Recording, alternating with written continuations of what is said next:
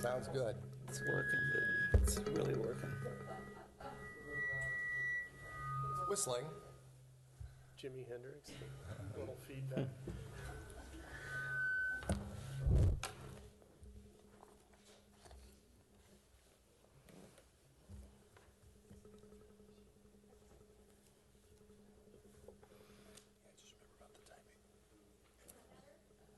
I think so. Yeah.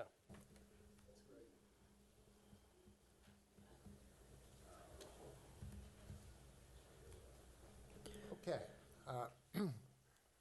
We're going to begin our 5 o'clock session with a general plan workshop. And the lead staff is Mr. Carniglia. So if you want to start in, please do so. Yes, thank you, Mayor, members of the council, public. Let me just set the stage here real quick for this general plan workshop. We have limited time for this between 5 and 6 p.m., so we need to get through things quickly or efficiently as possible.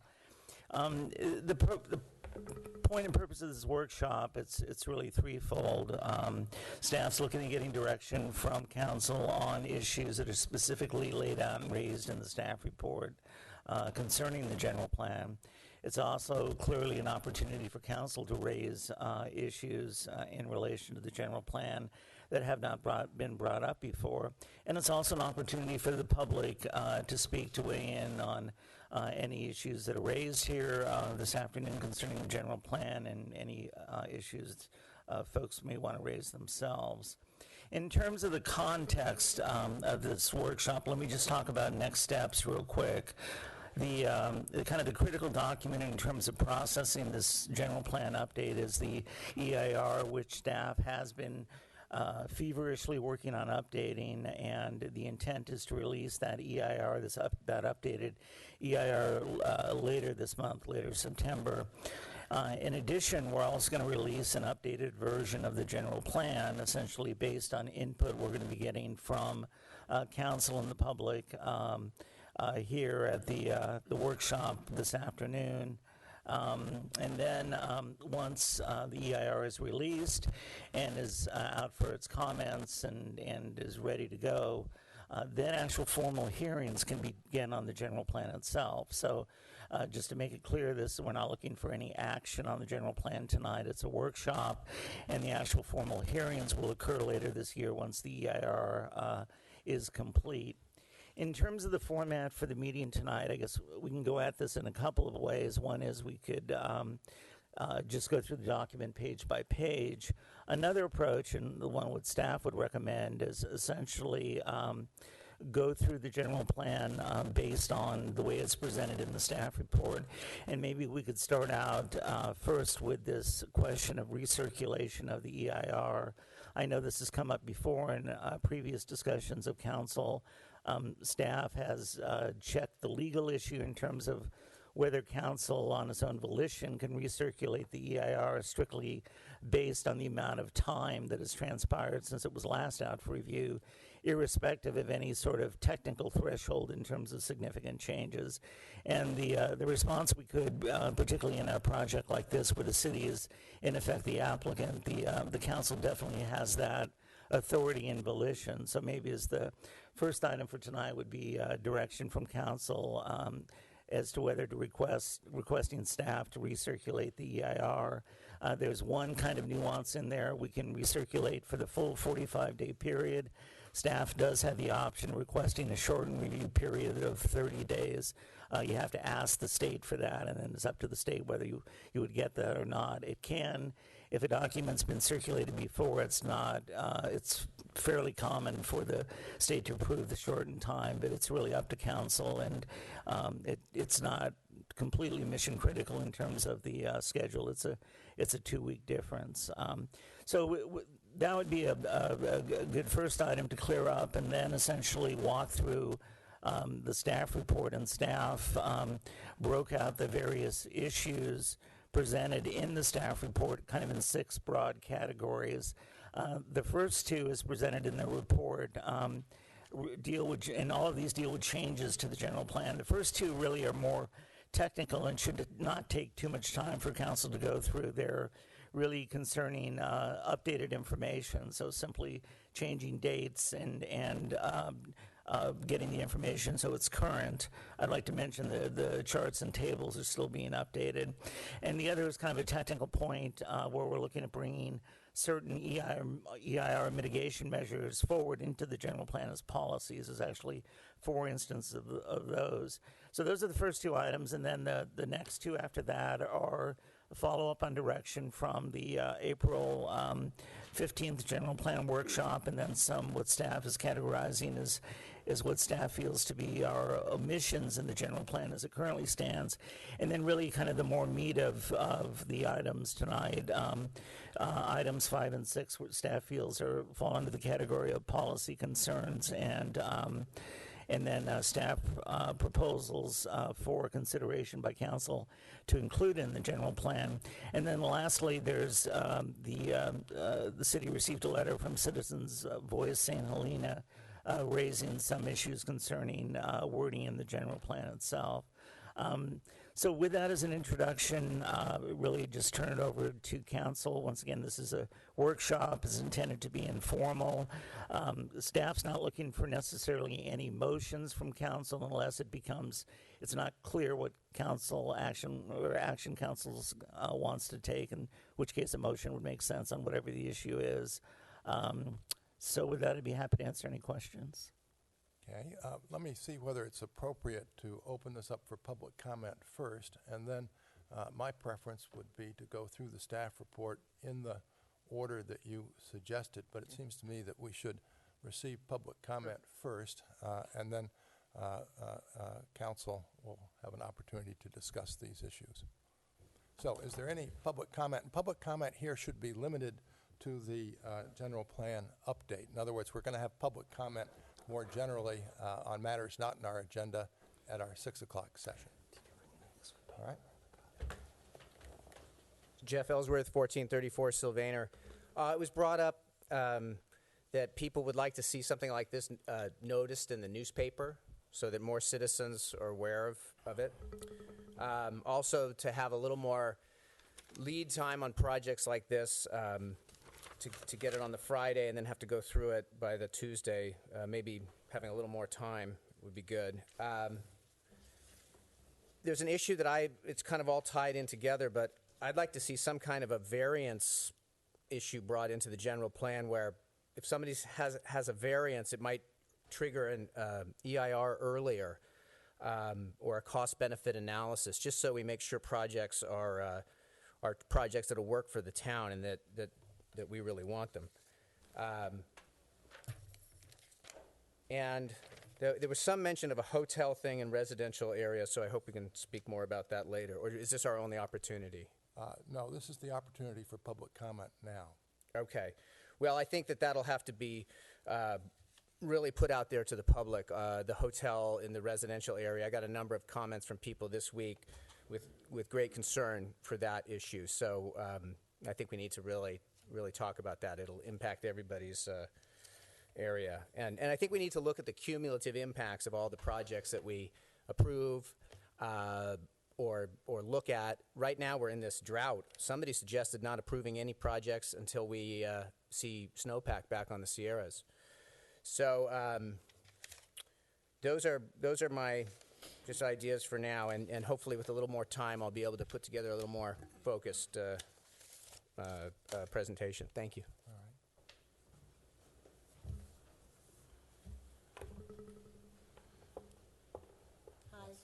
Hi, can you hear me? Hopefully. Hopefully. Thank you all. Thank you, Mayor. Thank you, Council, for having me here. Of course, you know why I'm here. It's like every time I stand up here, I'm talking about the same thing. I was the one who by sent... stating your name so the Oh, public... I'm sorry. Susan Kenward, and I'm... thank you. Sorry about that. I get a bit nervous. I'm Susan Kenward, and I'm representing Citizens Voice. I am on the board of Citizens Voice, and so I've been allowed to, or here speaking for them. And we did send in a letter with change of language that I hope all of you have had a chance to see. And I'm just here because I don't feel that I know that everybody understands what we're trying to do. I mean, and perhaps you do, but I just want to explain it a little bit more. Because of what Victor said in his response, that currently the commercial wineries, as distinguished from small wineries, are allowed as a permitted use in the city winery zoning district and through a use permit process in the service, commercial, and industrial zoning district, irrespective of lot size. Well, I'm not here to debate the legal 1993 language, but I believe that the citizens I've been here 30 years, Jeff's been here for 50 years, that makes me 30 and him 50, that the citizens have understood this to mean that in the zoning, there are two kinds of winery in the zoning, two definitions of wineries in the zoning. But then in the general plan, it refers to wineries where they're permitted, without saying see zoning section A, B, or C with the two types of wineries that are permitted. Though there have never been any other wineries but those two sizes, an A20 and a small winery with a primary residence attached. And I believe the citizens believed in their heart that this is what the interpretation of that was in the 1993 plan.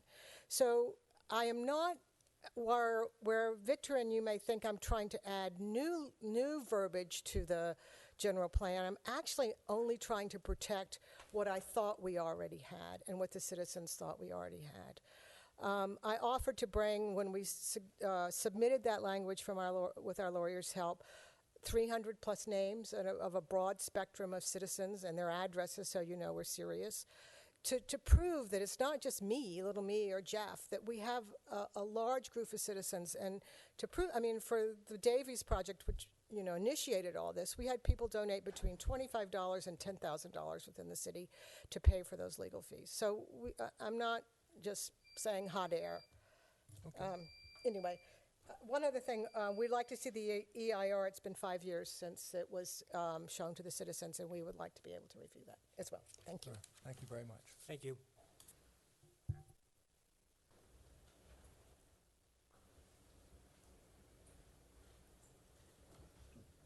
Mayor, council members, George David, 451 Pope Street. I'd like to address the issue of potential hotels in residential zones. Please consider my 50 years of full-time experience owning, developing, financing, and managing hotels and hotel companies as you hear my remarks.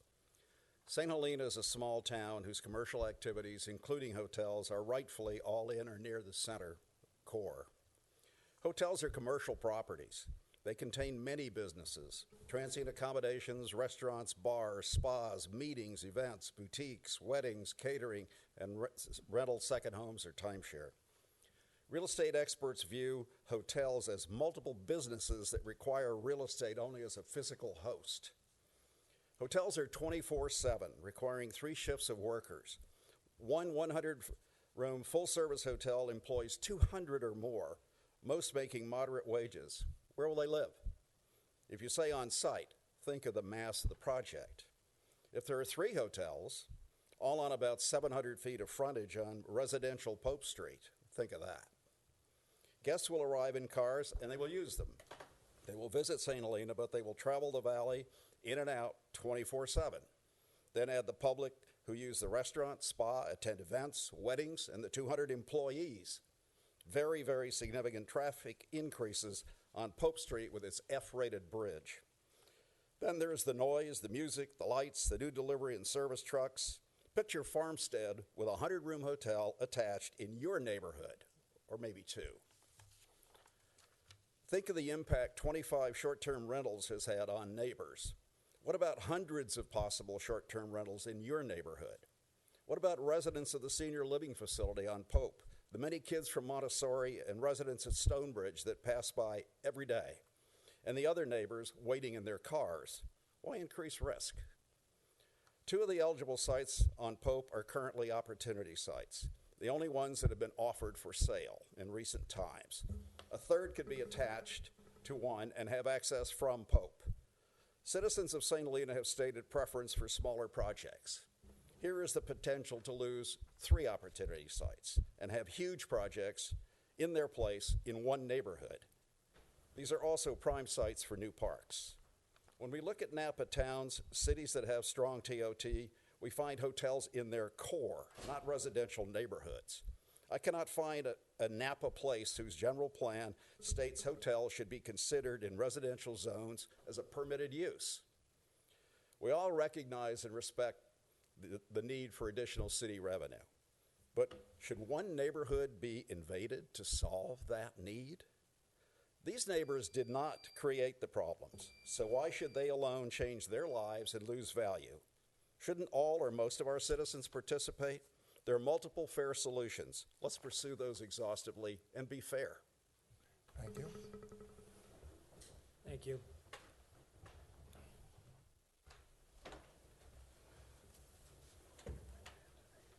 Yes. Hello.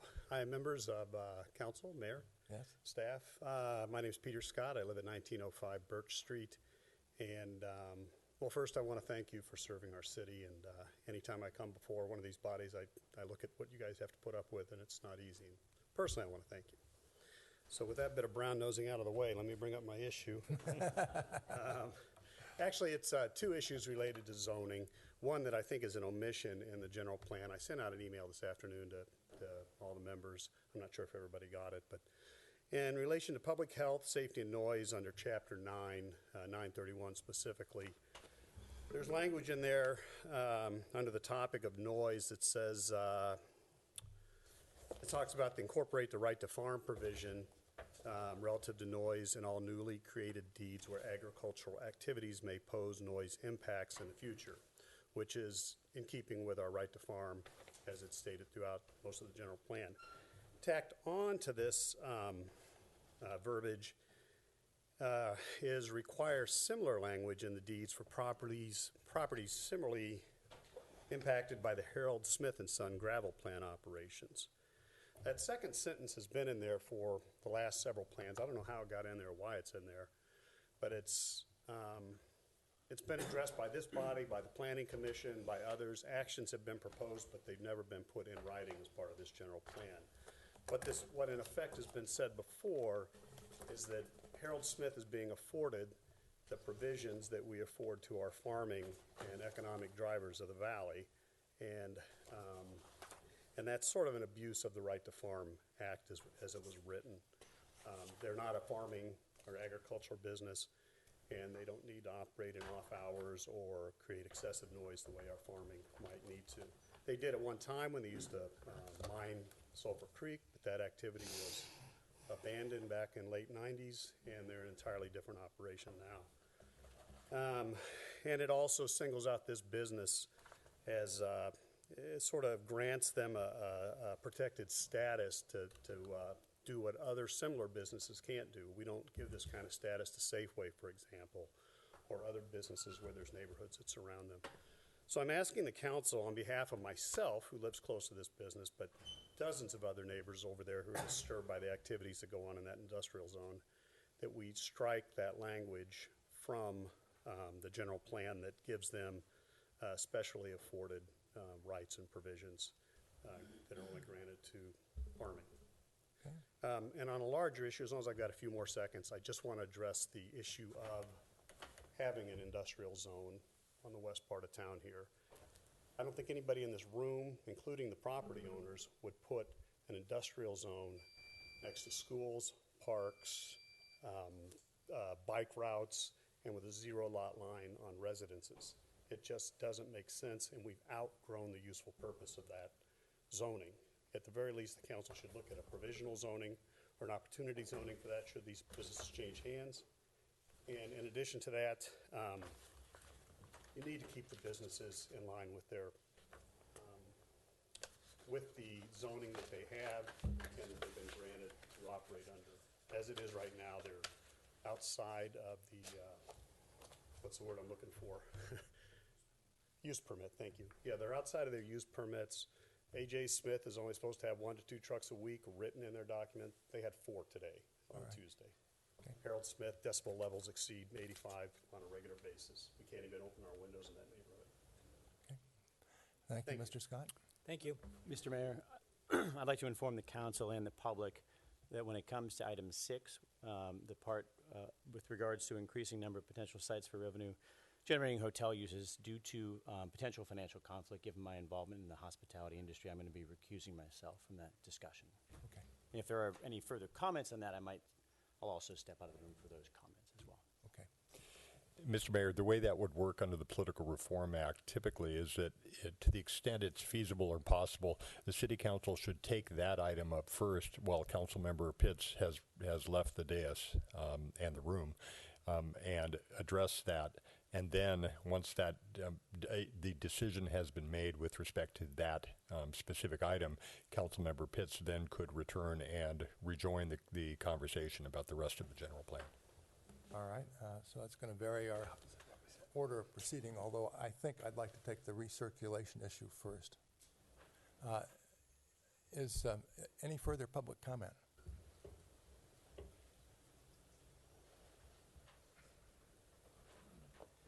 If I might just elaborate further, it would be inappropriate for Councilmember Pitts to continue to hear comments from the public, from the dais on the hotel issue, to the extent he does have that conflict. Right. And so, If it's about hotel, let me know and I'll.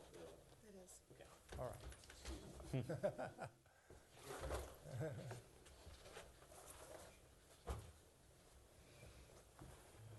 Don't go far.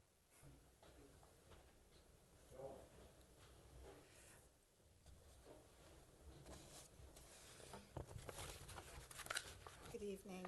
My name's Elizabeth Gels. Who knows my name? My name's Elizabeth Gels. My husband Glenn and I live at 645 McCorkle Avenue in St. Helena. We've been here for about 14 years.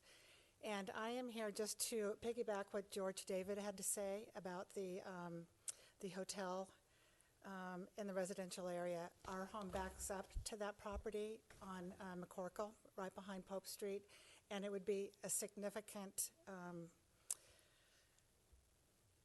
it would be horrible to have that kind of,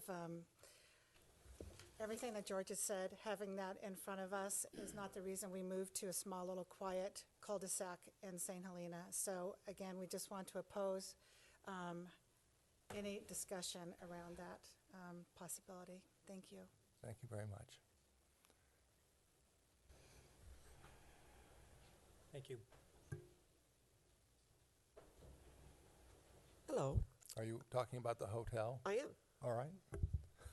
I live on McCorkle part-time, and I own a house there for 17 your name? years. My name is Ann Fisher, Okay, great. 681 McCorkle, and I can, any one of the nights that the farmstead is having an event, I can tell you who's singing and how long the song lasts.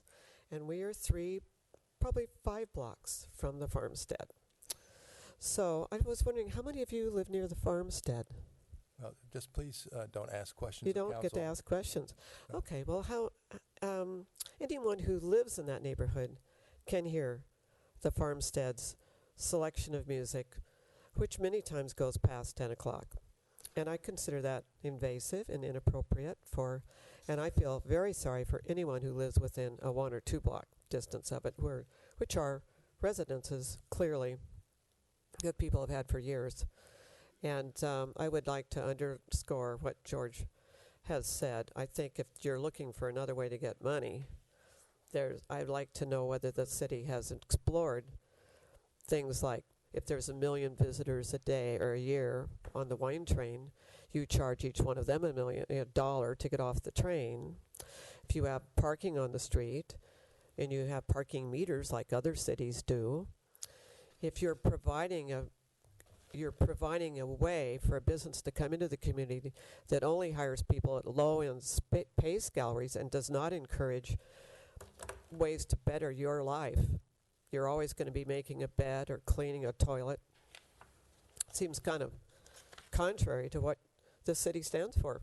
And I thought this was a very charming city, and that was why I felt it would be good to live here. Thank you. Thank you. Thank you. Any further public comment? Okay, let me close the public hearing, and let's bring Mr. Pitts back. We'll talk about the circulation issue or recirculation issue, and then we'll excuse Mr. Pitts again. Get some earmuffs or something. So, planning staff, I think most appropriately suggested that we initially take up the issue as to whether the general plan update should be the schedule and whether there should be a recirculation of the EIR. And I think the recommendation was based solely on the 5 years since the general plan EIR was circulated. Staff feels that recirculation of the DEIR is warranted.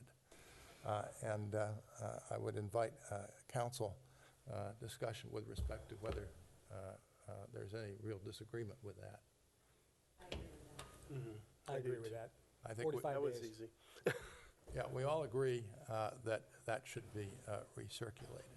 And then with respect to the general plan itself, that will go back through the Planning Commission in any event and then back to the City Council. Is that what I understand? That's correct. The EIR and general plan would go to the Planning Commission and then to City Council. All right, so there's still going to be some further time for public comment. And with those would respect to all be that. formal public hearings, All- both in front of the Right. Planning Commission and the City Council. Right. And so there will be an opportunity not only to raise further issues, although I would hope at this point they've been mostly raised, but also if there's further corrections that should be made in the final document, we can get them to you. Okay. And I presume the standard 45-day recirculation or circulation period is what council desires then? Yes. Okay. After all I this think you- time. I think you would spend 2 weeks getting permission from the state to do Yeah. 30 days. All right. Are we going to have to change the date to 2036? That's a good question. Getting close. All right, so that, we're going to then go, based on council's advice, we're going to go to number 6, and that means, Mr. Pitts, you leave the room. And so let me ask staff perhaps to explain a little bit more what is being proposed here and why, if I'm understanding correctly, staff may be behind the proposal. Right. There are a number of general plan policies that touch on this issue, but really the central one is on page 2-35 of the general plan, and that's policy LU2F. And essentially what it does is, and kind of the instigation for this is simply given the importance of hotels and in terms of revenue generation and looking for potential sites. Issue surfaced about within the medium and high density designations where you can get up to either 16 or 28 units an acre, which is pretty intense land use. It would be appropriate to consider hotel uses. And essentially what the language does is it allows, it would allow hotels to be considered on a case-by-case basis. So in any case, a use permit would be needed. It wouldn't be something that would be permitted by right. And the zoning designations that would be added to the to where it could be considered, currently it's allowed in service, commercial, and a couple other designations, would be the medium and high density residential zoning designations. And then there are some stipulations to limit the sites that could be considered for a hotel within those zoning designations. And the main stipulations are that the site would need to be 2 acres, a minimum of 2 acres in size. That was felt as the bare minimum for fitting a hotel, and the Los Alcabas is kind of a benchmark for that in terms of small size. And the site would also need to be located on what's referred to as a downtown/mixed-use street or regional collector, and really, given the street categorization, which staff is in the process of still working with Public Works on finalizing, but in essence, that would limit hotels to be considered either on Highway 29 or Pope Street within those zoning designations on a 2-acre minimum site. Then the wording goes on to indicate that if such a hotel was being proposed, it would need to be, and this is under 3 and 4 of that provision, it would need to design features such as setbacks, building height, landscaping, et cetera, would need to be compatible with nearby residential uses. And the last provision speaks to the project having an affordable housing component, either on site or something addressed through an in lieu fee to address the issue of hotel employees.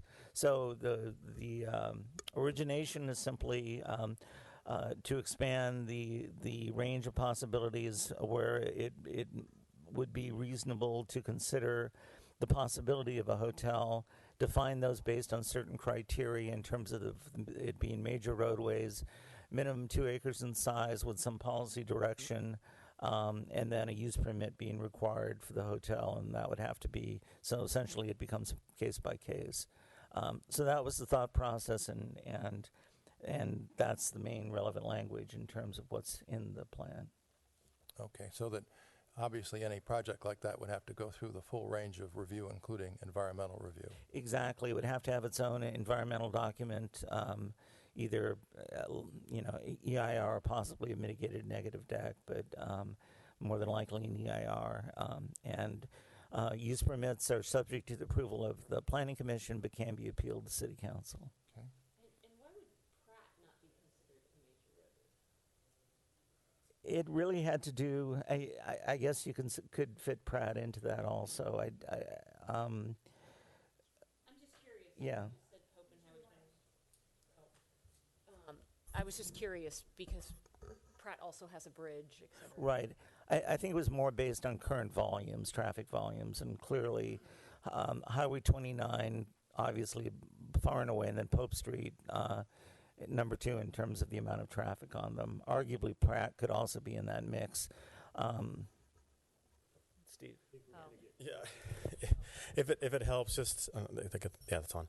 If it helps, so Pratt is a significantly different character than Pope Street in terms of the usage and volumes. It is another major connector to Silverado Trail, but as it stands now, when you look at the functional classifications based on volumes and widths and such, it falls more in line with a residential street. In the general plan changes that Victor is talking about, the regional collector or downtown type street, I would consider them more of what's called a major collector in the FHWA functional classifications. So it would be Pope Street. I think Oak is another one that would be similar. I'm not saying that would fall under what we're talking about here, but those are the types of roadways. Spring Street, because it connects, it's a regional type connector. Can't remember what else is on that. I'm trying to think of the functional map, but functionally, I mean, you look at the lines in the map, it is a good connection. So you're right. Functionally, though, because of the widths, because of the land uses adjacent to it, it's more rural in character, and the volumes, it doesn't rise to that same level as Pope Street. See, to me, it seems way more commercial than Pope Street. You have Behringer, you have the CIA dorm, which is somewhat like a hotel, and a lot less neighbors that would be impacted. So I was just curious what the thought process was on that. I mean, as Victor pointed out, we are still working on that. What streets are meant by major? Downtown. I forget what he called downtown or major collectors, so regional collectors. So we haven't lined those streets out yet. But my initial thoughts on it were to follow the functional classifications that Caltrans uses, and that would be Pope, Oak, Spring, Madrona, I believe, is the other one. And that's mainly based on volumes and widths. Okay. So, with respect to providing direction to staff, Ms. Kroll, have you got thoughts? This is a very challenging one for me. So I'd rather hear everybody else's thoughts first. Oh. I'm going to kick the can down the road. All right. Mr. Doring? Well, I had a couple questions first. from what you can see out on the ground right now, how many properties would fall into the category that have a potential to be built out as an inn or a hotel on either, I guess, Pope Street and looks like downtown Highway Right. 29? If you're looking at what is currently in the medium and high density, which is really which this is dealing with, and on those streets with the 2-acre minimum, there's 3 to 4 at most that would fall into it. Was there a thought process at the staff level to grapple with the 2-acre minimum or 4-acre minimum or 5-acre minimum? What was a thought process? 2-acre minimum seems a little low, and you use the Las Alcobas as an example. Frankly, I think it's a poor example. I think that property is just maxed out in relationship to the residential in the back of it to the side. I mean, there's quite a bit of residential there. Right. So you could tell where I'm going with this. I think 2 acres may not be enough if we're going to go down that path.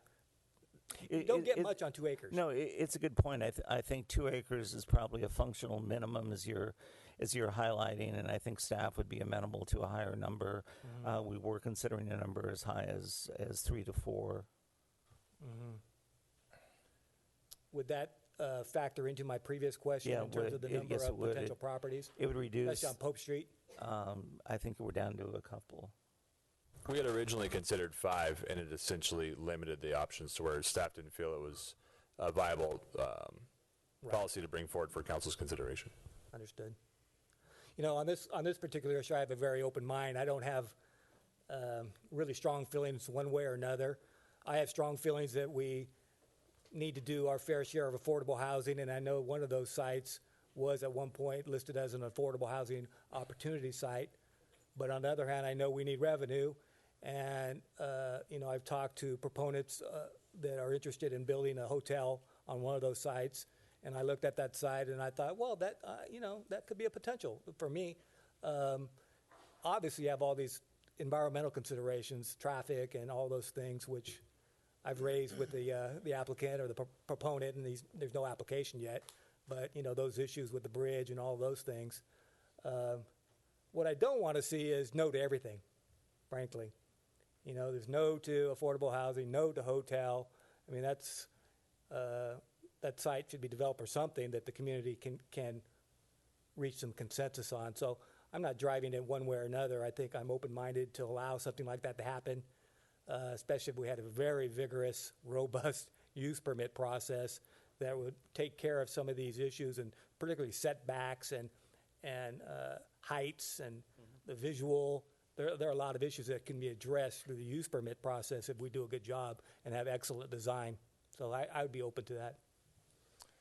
Mr. White?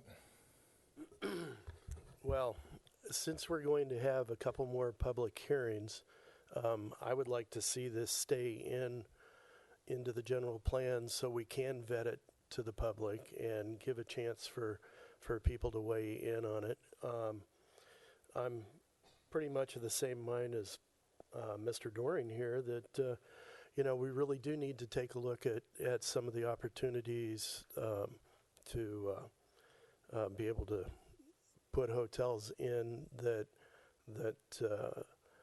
won't be a large impact to a neighborhood. I mean, the potential there for housing is a minimum of 50 units and a maximum of 160 units. So, I mean, I know the neighbors wrestled over a number of different, or 2 potential projects that were going to be there, and like what you said, I mean, it's no here and no there, but that is a piece of property that should have some kind of development potential. So I think if it goes through a process that you know, the community can vet and get all the facts and really take a good look at it, I think it should stay in. I guess I agree with him. I have one question.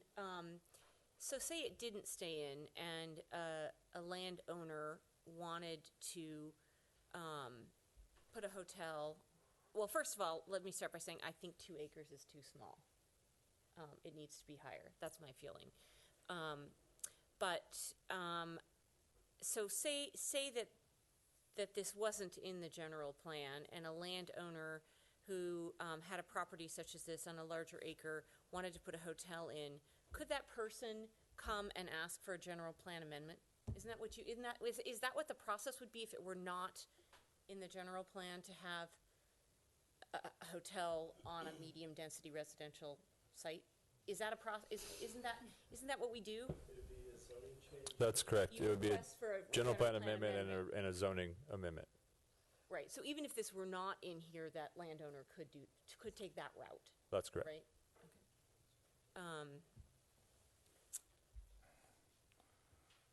But what is the threshold of you know, I mean, What does it take to do that? much higher, right? Almost impossible.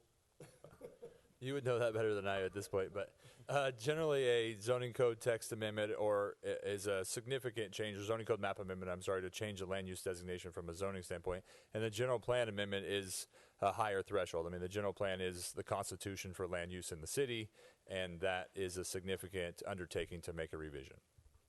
It also has implications from under CEQA in terms of the level of environmental review that's required. There's, to the extent the project is inconsistent with the zoning and the general plan, CEQA kicks in at requiring a higher level of review than it otherwise would require if the general plan were amended now and the zoning. All right. Anything further? Well, no, I just, this is a challenging thing for me because I think that I'm a big proponent of not destroying the neighborhoods. That was why I was against the change in the small winery definition, and so I really respect that. On the other hand, we do need revenue, but and I think that certain hotel developers are sensitive to those issues, and some aren't. So that's why, to me, it almost seems more of a case-by-case basis, project by project, but which is why on some level I'd like to leave it out and have it be on a case-by-case basis, but I guess that is somewhat what this would be. I don't know, I'm concerned that it sends a message to outside developers that, that we would be completely open to this, and I do think the public has strong feelings about this. So I guess I'm open-minded. I'm sort of talking in circles, I feel like, but because I think for a certain project it could be great, but another project it could be a disaster. So, and I really do believe in the sanctity of the neighborhood, so I'm kind of torn about it. Well, let me give you my preliminary thoughts. They're not much different from my colleagues. First of all, I do believe in the use permit process, and I do believe that any development under this language would go through a very robust process. So nothing's being decided here at all. The sense in the community, though, is that perhaps we're allowing the camel's nose into the tent. And for myself, I'm a very strong believer in maintaining our existing medium density, high density residential zones. Nevertheless, having said that, I don't think I disagree with my colleagues. I would also, quite frankly, like to hear what the Planning Commission has to say on this. And so my suggestion is that for the moment, you present this language to the Planning Commission, that you invite, and I'm sure there will be a strong public discussion of it there, and that we have the benefit of it at the appropriate time. And again, this goes to my belief, which is strongly held, and that is that the Planning Commission at the end of the day is mostly the custodian of the general plan, and I have a hard time seeing this particular change as anything other than potentially significant for us. And if I didn't mention it, I also agree with Ms. Kroll that the 2-acre minimum is too low. So I think you have my consideration with respect to the 2 acres as being insufficient. I would also like to suggest with respect to the affordable housing component, I would be a proponent of actually an incentive to construct affordable housing and not accept an in lieu fee. That's me. I don't know. I mean, I think that's a nice incentive for the trade-off there. I think you have to judge that on a case-by-case basis at the end of the day. I would also agree with the 2-acre minimum, that I think it's too low. Mr. Mayor, if I might just suggest one other legal issue that I think would be appropriate for staff to develop going back to the Planning Commission, hearing the council's direction, and that is with respect to the language about affordable housing here. It will be important to make sure that the language doesn't promote what I call an ad hoc situation. Typically, requirements for affordable housing have to be tied to, in this context, have to be tied to some objective data with respect to what the housing impacts are. And I don't want to lead the city into a place where the language in the general plan is suggesting that there is unlimited discretion to require as much affordable housing as one planning commission or one council might determined to be appropriate, with untethered from any objective data or evidence. And so that would be something that we can work with staff on if the council feels that that's appropriate. Well, Sounds appropriate. That's fine. clearly is appropriate. All right, can we bring Mr. Pitts back?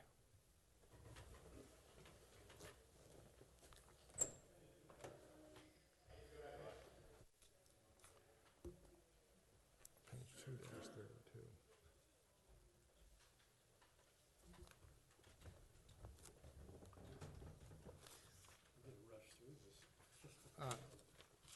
With respect to the next item, I'd like to stay on item 6 and just deal with the next bullet point so that I don't forget it later.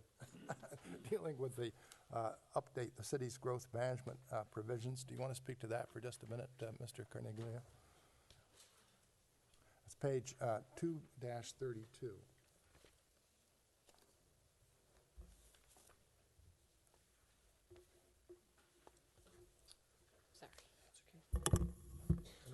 Sorry. And all it is just adding a policy or an implementing action, LU 1.F, talking about what the city should consider.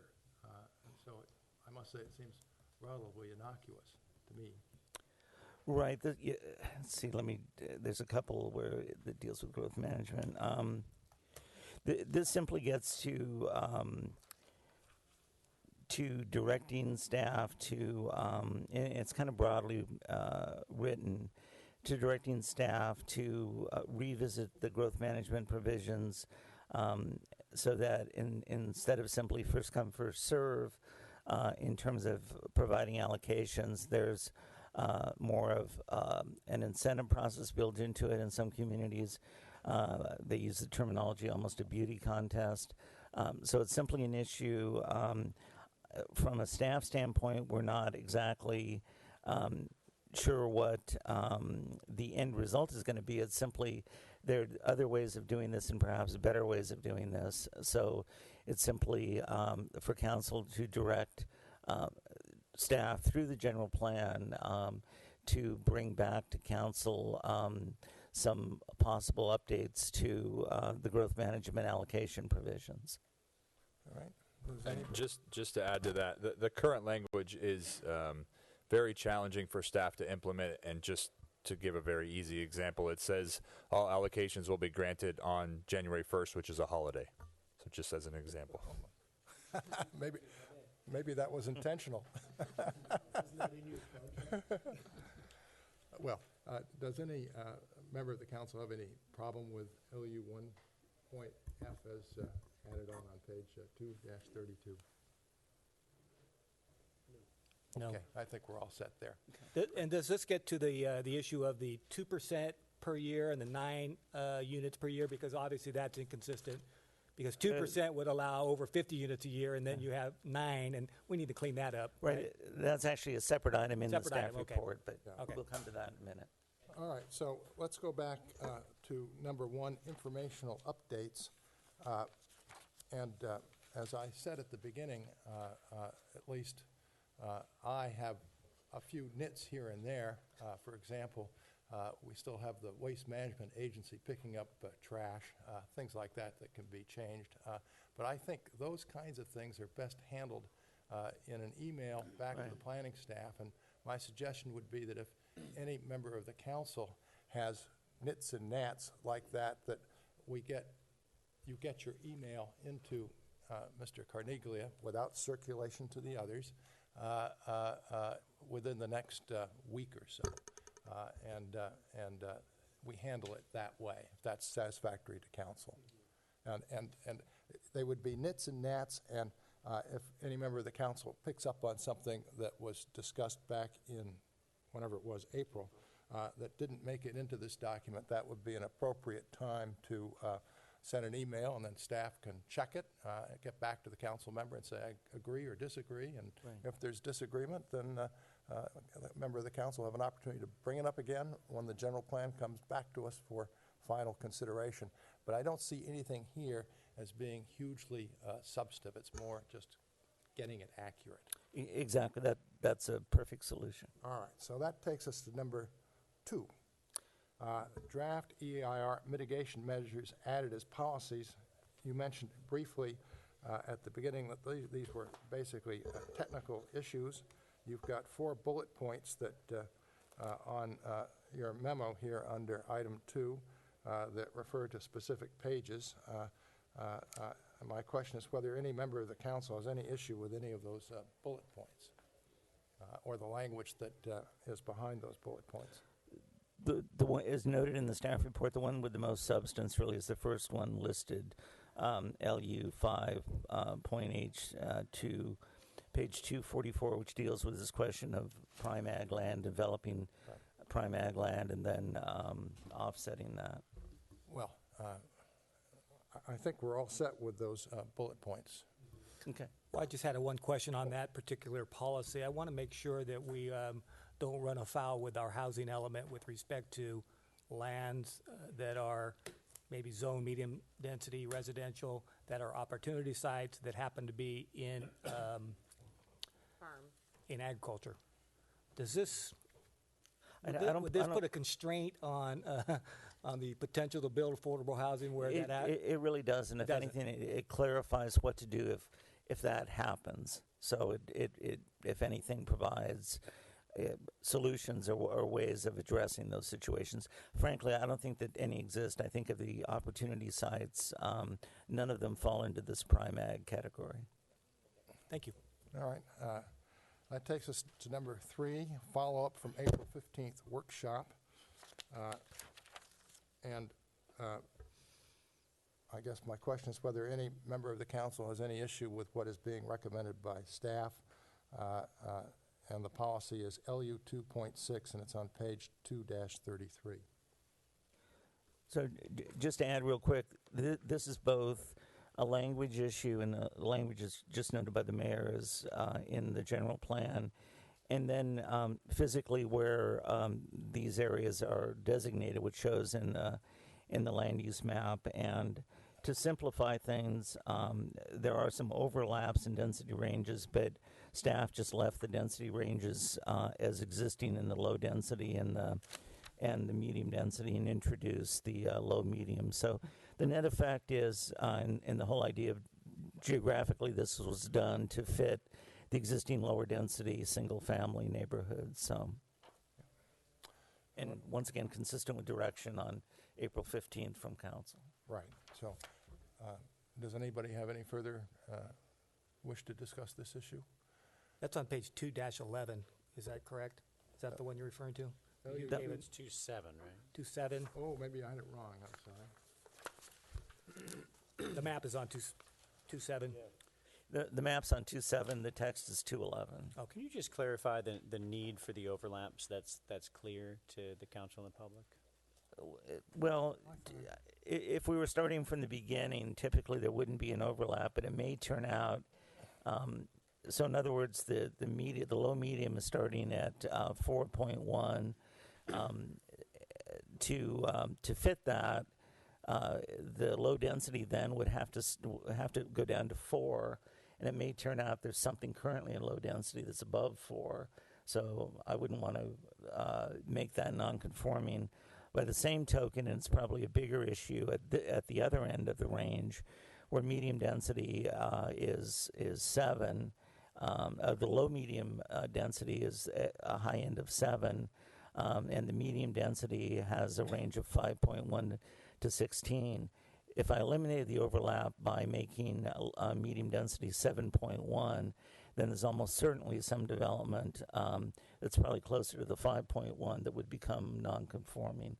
So the intent was just to avoid or to minimize or avoid any creation of legal non-conforming development by tidying things up by fitting the ranges. So I guess, and thank you for that. The one thing I'm a little bit surprised by is the overall amount that is still in medium with 5 to 16, when those existing neighborhoods aren't close to 16 or maybe even 12 per acre. And so I think there's still a mismatch between what exists today and how it's zoned with respect to the range of units in that, and the potential for changing the character of those neighborhoods. Because that's what pretty much started this discussion. That's what started the discussion. And I don't know that we've actually made, there's a little bit of corrective measure or action that's been taken here, but I think the problem still exists. Well, it's been shifted, I guess. Geographically now the problem is in a sense only in the medium density designation. And the fact is that, as you indicate, most of the development in there is probably above the 5.1, but the reality is most folks are likely going to want to develop, in the higher ranges. So I don't think operationally it's going to create a big problem. The main correction where the significant benefit is with the creation of the new low medium, and that applies to roughly what was 2/3 of previously the medium density category. Now you have the density range actually fitting the existing land use pattern. So in the medium so what's left now is medium density arguably has a density above 5.1, but I believe there is some development within that is close to the 5.1. So the staff just wanted to avoid making that legally non-conforming. So we've reduced the disconnect between the zoning and the existing land use pattern, and unless we try to break up the medium density zone even more fine-grained, I don't see another way of addressing it. But these colors are right. What's in yellow is meant to be medium, not the new low medium. Some of the colors are a little hard to. What's yellow is the new category, and what is the slightly darker brown is the medium, the old medium. Okay. Kind of a pale yellow is the new low medium density category. I think we might have a color issue here. It could be a color issue. Because it shows. When you said 2/3, like Yeah. it's the reverse almost in what I'm looking at when I interpret this. Yeah.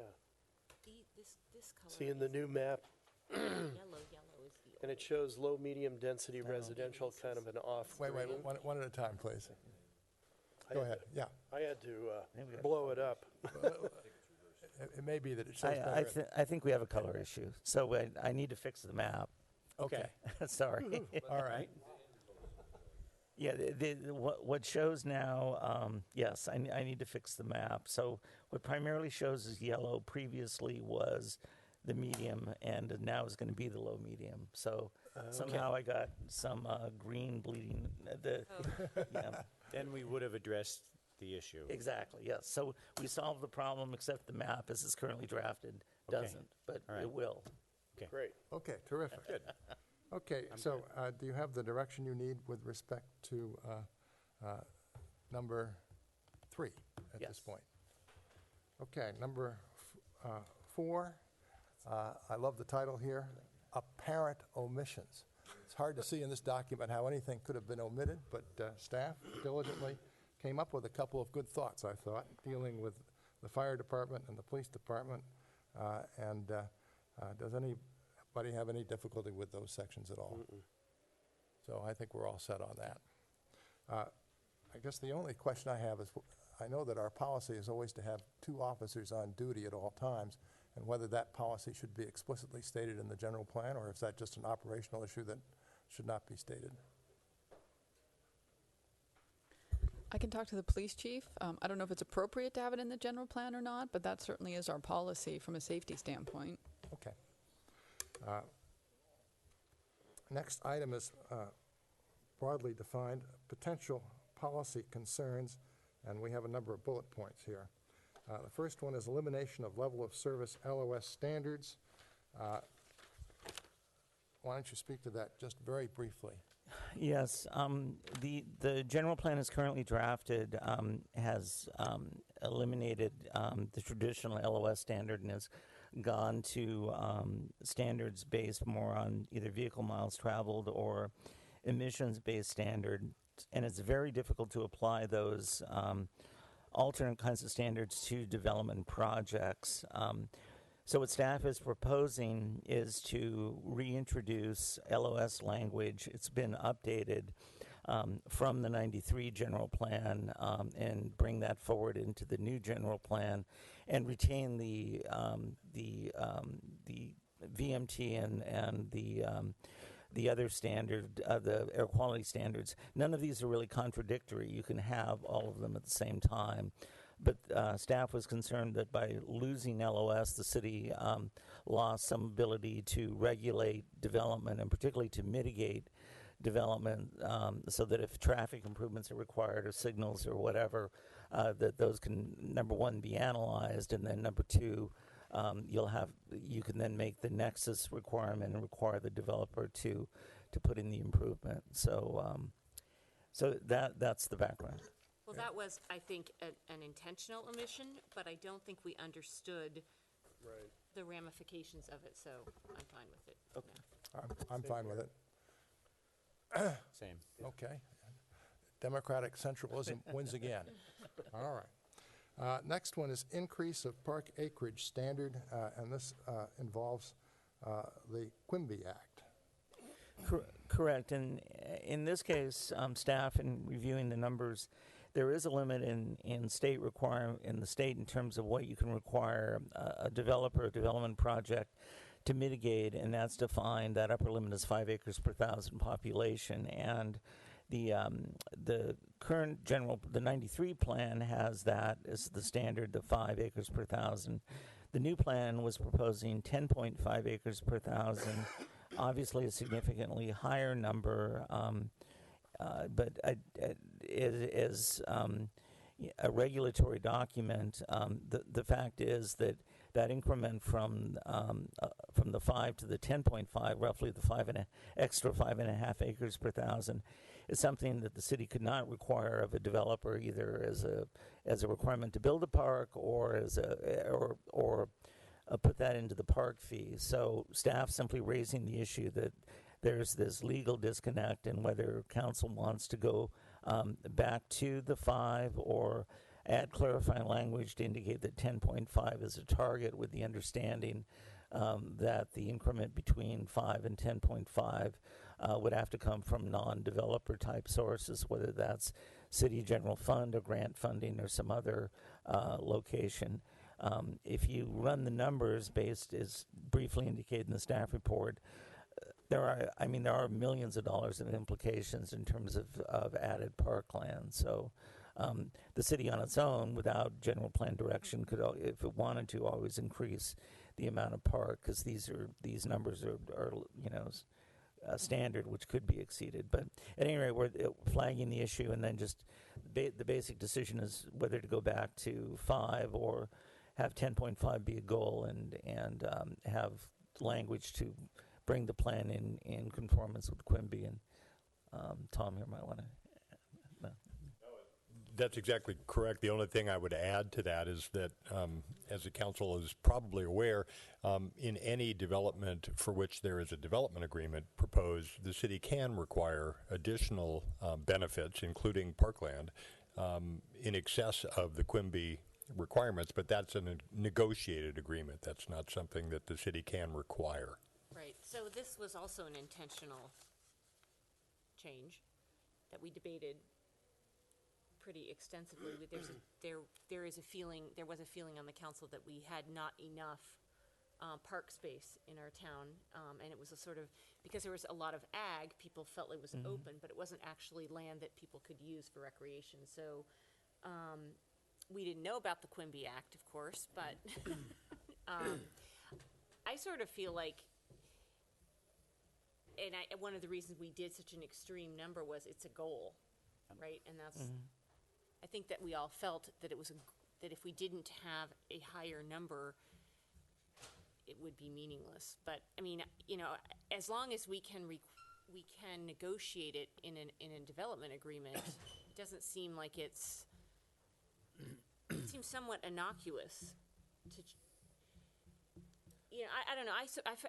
I kind of feel like leaving the 10 number in there because it's legally meaningless and that we cannot force someone unless we have a development agreement. But it does really express our goal of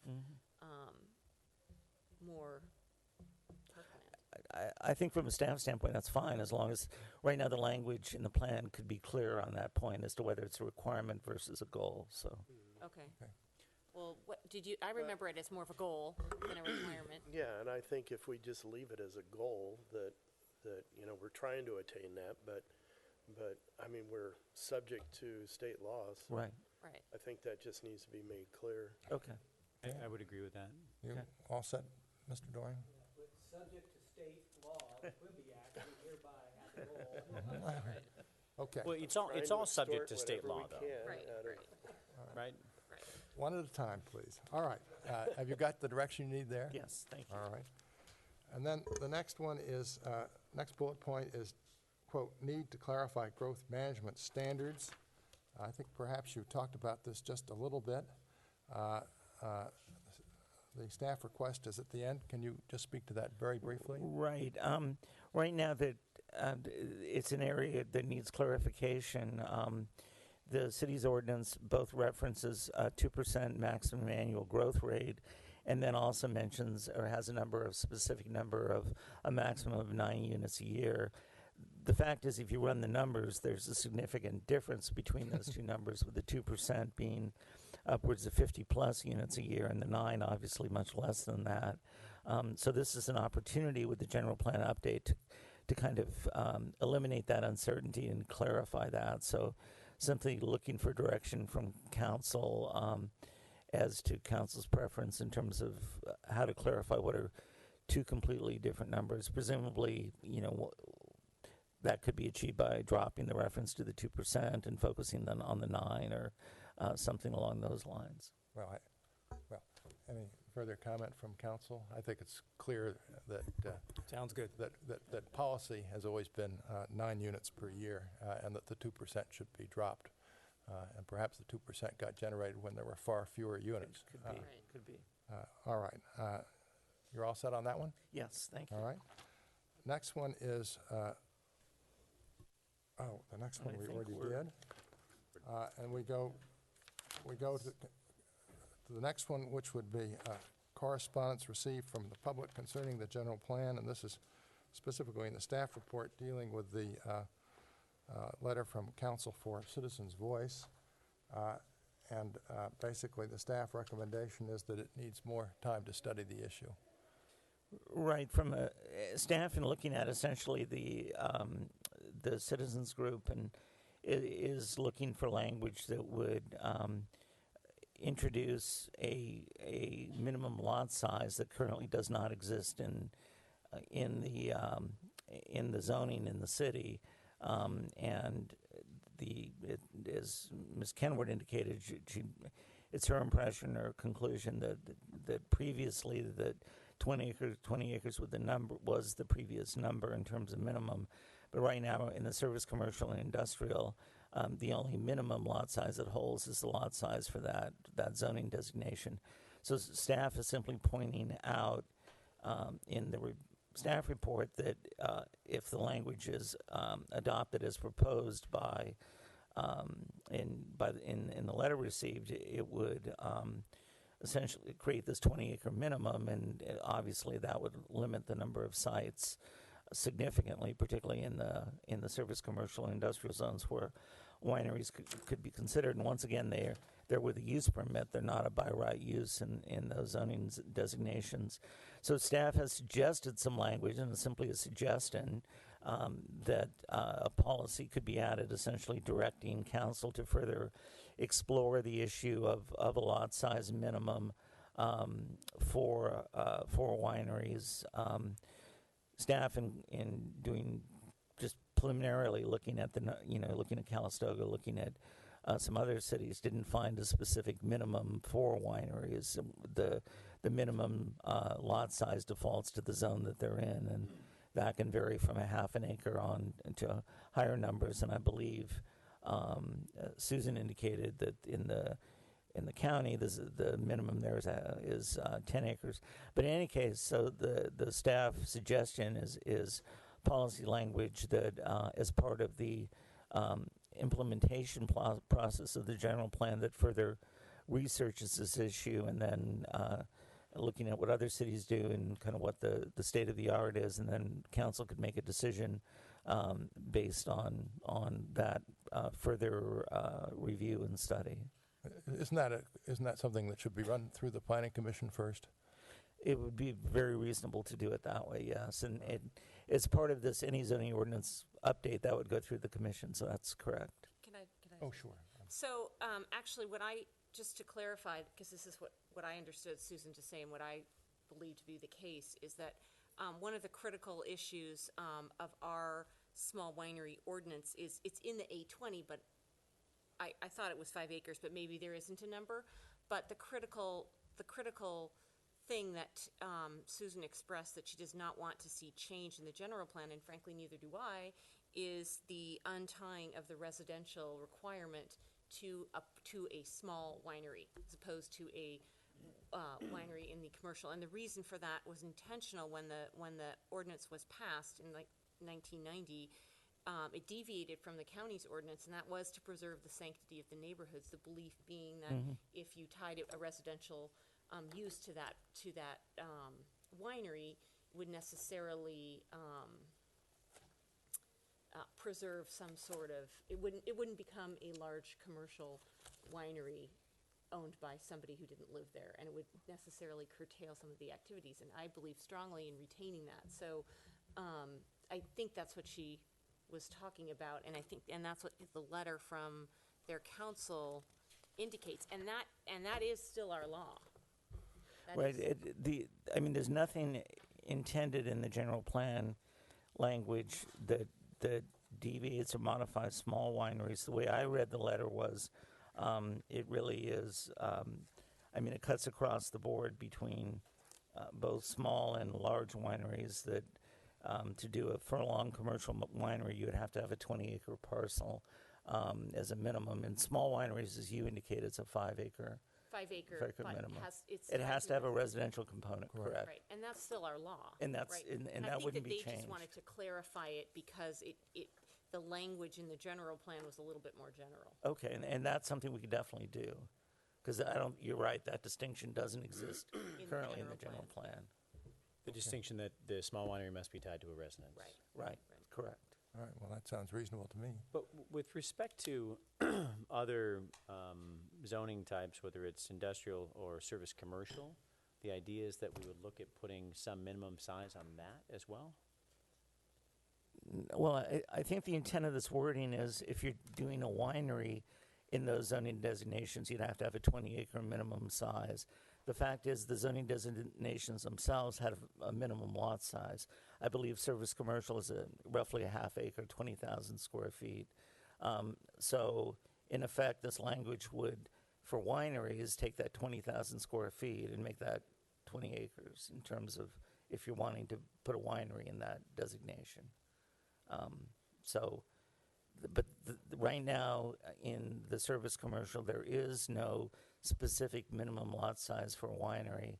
The only limiting factor is the minimum lot size within the zone itself for any use within that zone, which in service commercial is 20,000 square feet. Is there any other use type in service commercial or industrial where we impose a minimum lot size? Not that I'm aware of. I mean, we were just discussing the issue as it related to hotels and the. I can't talk about that. Yeah, sorry. That's right. You weren't here. What am I saying? I'm not aware of any. That's something I could research and update council on, but I'm not aware of any specific use within a zoning designation that specifies a higher minimum lot size than the minimum in that zone. I know we've entitled a small brewery in the industrial sort of zone or service commercial, and it might just be limited in terms of, it could be, small,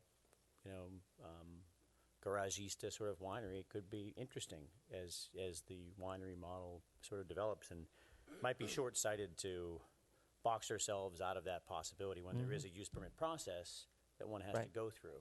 So that's my one comment on that. Okay. And I'll leave it there. Okay, have you got enough direction here Yes. on that one? And then I think the final issue that perhaps we should take up was the issue raised by Mr. Scott. My memory is that we dealt with that issue at our April 15th session and agreed on the language that's in the current plan at that point in time. That's right. Okay, so unless anybody wishes to revisit that, I think that's where we are. What did we agree to? To delete that last sentence in that? No, we undertook to modify that sentence. We modified it. As I recall. Which sentence? It dealt with It relates to the one concerning the Harold Smith and notification. I'll have to go back and double check the notes on that. I may have omitted picking that up from the 15th meeting. And what would be the process for someone like Mr. Scott if he, I don't know if this is true or not true, I'm just throwing this out there, when he says that A&J Vineyard Supply is limited to 2 trucks per day through their permit, but there's 4. I mean, what is the procedure for a citizen? They file a complaint with you? Is that what they do? Yeah, so if there was a perception or a concern that there was a use that was operating outside the allowances of the use permit, they would file a complaint with the planning department. We would initiate a code enforcement investigation and begin the process to analyze whether that was or was not occurring, and then we would react appropriately based on that. Okay, I know we're short of time, but I just want to, before I say I do to all of this, back on the proposal for the low, medium density.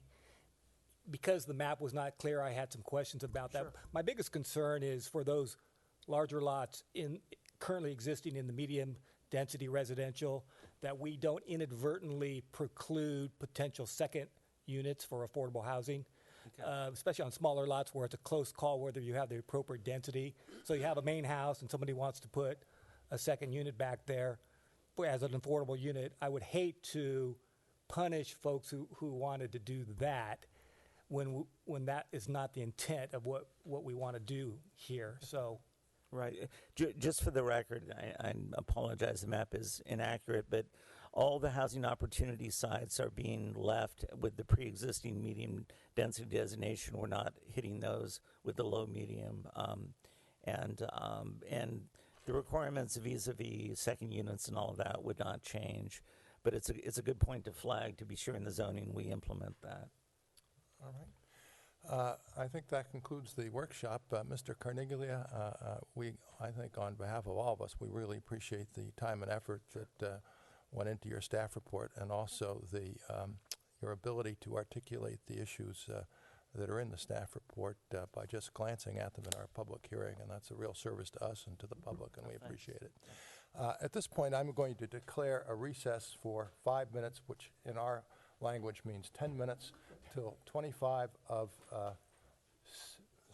where are we? 25 of 7, 25 of 7, yes.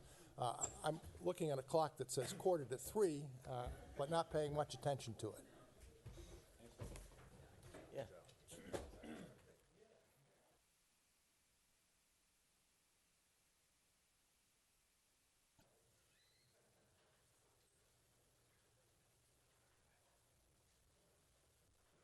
Okay, good evening, everybody. We now go into our regular session, and we begin with public forum. And this is an opportunity for members of the public to address us on matters that are not on our agenda. And the time limit is 3 minutes. Does anybody wish to speak to us at public forum? All right, one at a time, please.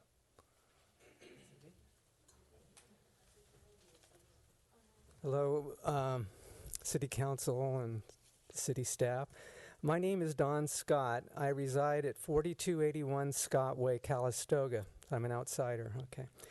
This is off St. Helena Highway near Dunawheel Lane, which is in an unincorporated area between Calistoga and St. Helena.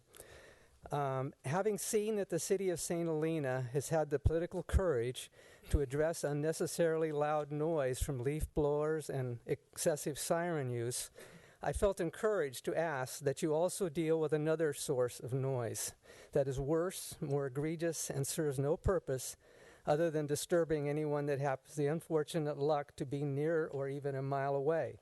The noise I am talking about is the horrible ear-splitting racket that is emitted by motorcycles which lack legal exhaust systems. On any weekend, hundreds of these motorcycles ride through your city. They continue on and cruise all over Napa Valley, disturbing all who live anywhere near public roads or happen to be walking nearby. It is estimated that 80 to 90% of Harleys have no muffler or have aftermarket off-road exhaust systems that are illegal for street use. A much smaller percent of imported bikes have illegal exhaust systems. There is no question as to the illegality of the bikes, the noise they emit, as it's about 2 to 3 times the legal limit specified by state law. During the last 10 years, I have written numerous letters to the editor in the Star, the Calistoga, and the Napa Register. I don't know how many newspapers. I've met with CHP for this district. I've met with Diane Dillon, Calistoga officials, and police, because Calistoga is near where I live, even though I'm outside their city limits. Jackie Rubin would not even talk to me. Anyway, no tickets are issued. I've been told, these are the excuses. It's too difficult to cite the bikes. It's not a priority. It's a lifestyle issue. That was from the mayor of Calistoga, whatever that means. I've been told it would discourage bikers spending money here. And that was from Michael Dunsford, who's on the city council in Calistoga and also part owner of Calistoga Inn. The real reason is the fourth one, that it may discourage bikers from spending money here. Tourist money seems to trump the quality of life of those who live here. The motorcycles can be cited based on a police officer's observation of excessive noise and visual inspection that the bike has an illegal exhaust system. There are communities in California that do cite them. I am asking that St. Helena set an example and show that, just a little bit more, that you put the health and happiness of your constituents above commerce. I ask that you direct your police department to issue citations for this infraction. Thank you very much, Mr. Scott. Thank you.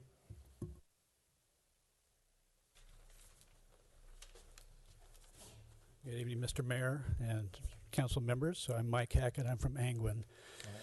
I was here a week ago and brought an awareness of an issue that relates to St. Helena to the Planning Commission, and I'm just doing the same thing here tonight.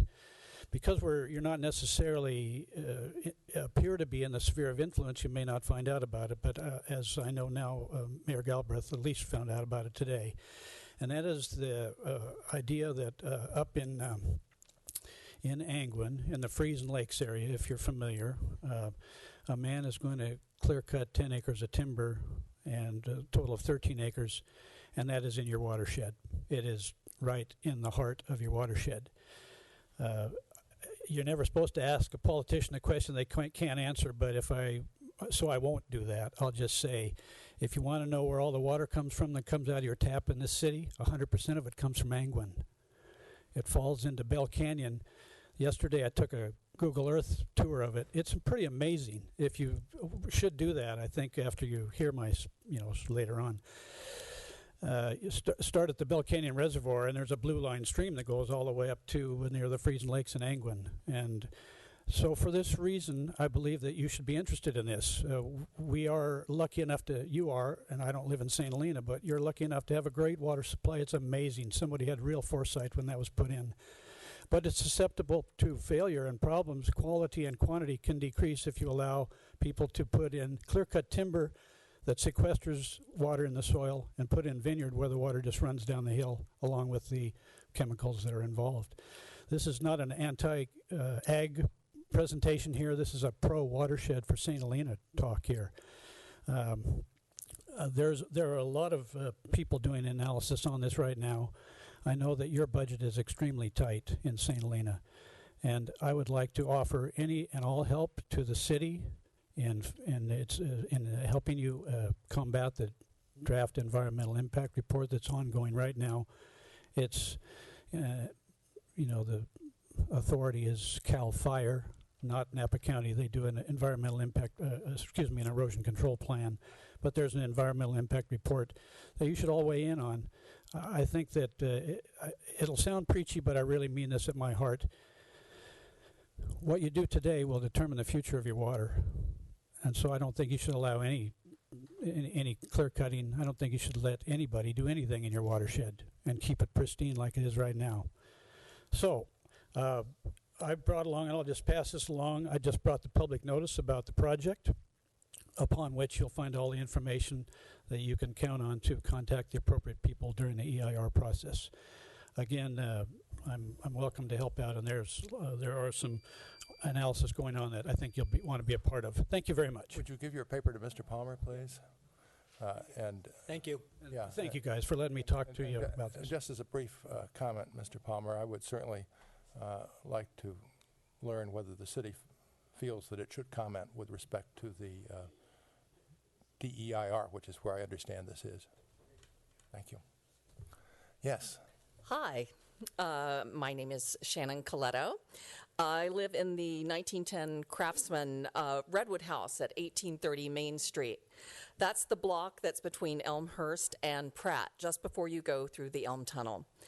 The families on this historic residential block received pretty shocking notice a couple of weeks ago that as part of the city's solution to the long-awaited safety improvements and alignment issues with the hotel, Los Alcabas and Pratt Avenue, my understanding is to carve out a space for lining out a middle turn lane there, mostly, that the city would be permanently taking away on-street parking for all the families on our block, all on the east side where all the residences are.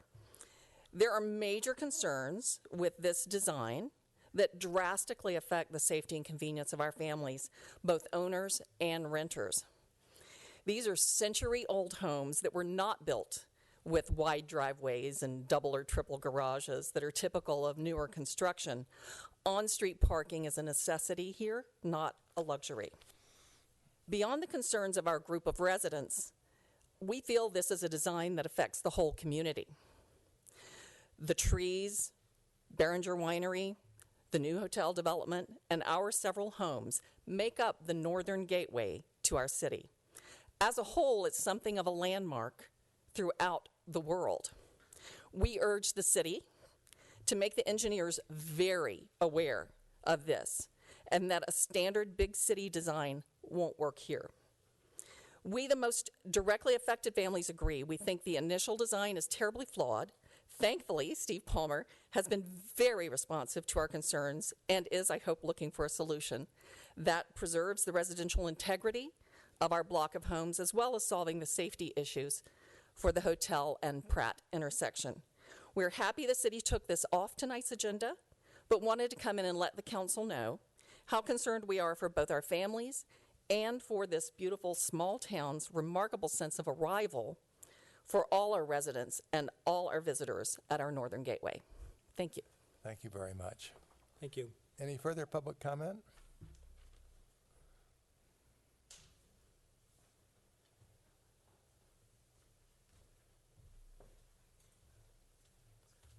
Hello, council members. Clark Shaw, 1856 Main Street.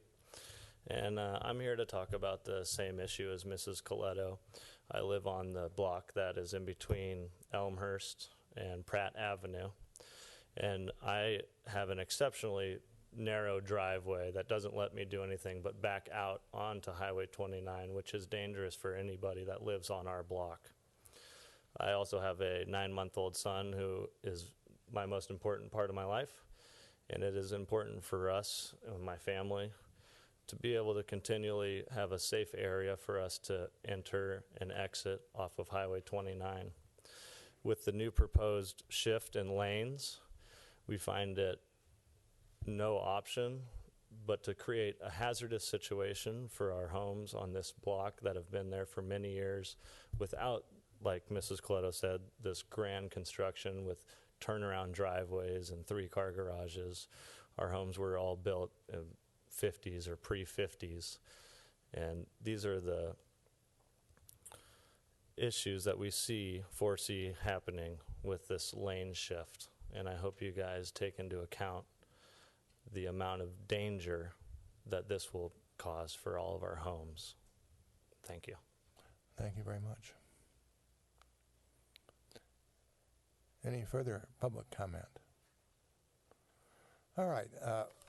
With that, I'll close the public comment or close public forum, and we turn to reports by staff and City Council, potentially future agenda items. We'll begin with you, Ms. Phillips. Thank you. Good evening.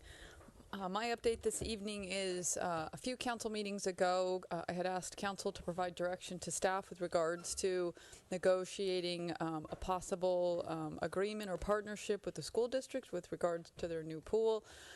At this time, the school district has determined that managing the pool on their own with their own city staff is the direction that they'd like to go. And so I just wanted to provide the council and the community an update that the city will not be this year entering a partnership with the school. We hope to continue working with them. We hope to do some summer programming with them, and we're always open to future discussions. But at this time, we won't be doing a partnership. All right. Ms. Mitz? Thank you very much. I just want to provide everyone an update on our audit services. Our auditors did come in a few weeks ago and did their preliminary field work. We are hoping, we are a little delayed in closing out our books for 14-15. We are trying to do some older cleanup items. We should be able to close out the books in the next week or two. They're scheduled to come back probably in late October to finish up their field work. So we should have our finalized CAFR by December 31st and present that to council. If we get it any earlier, you will be the first to know. All right, terrific. Thank you. Ms. Black? Good evening.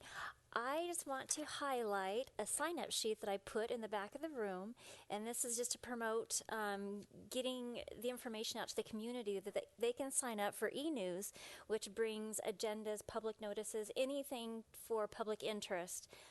It's an automatic, it just gets sent right directly into your inbox, so everyone can have all the updates. All right, terrific. Ms. Arias?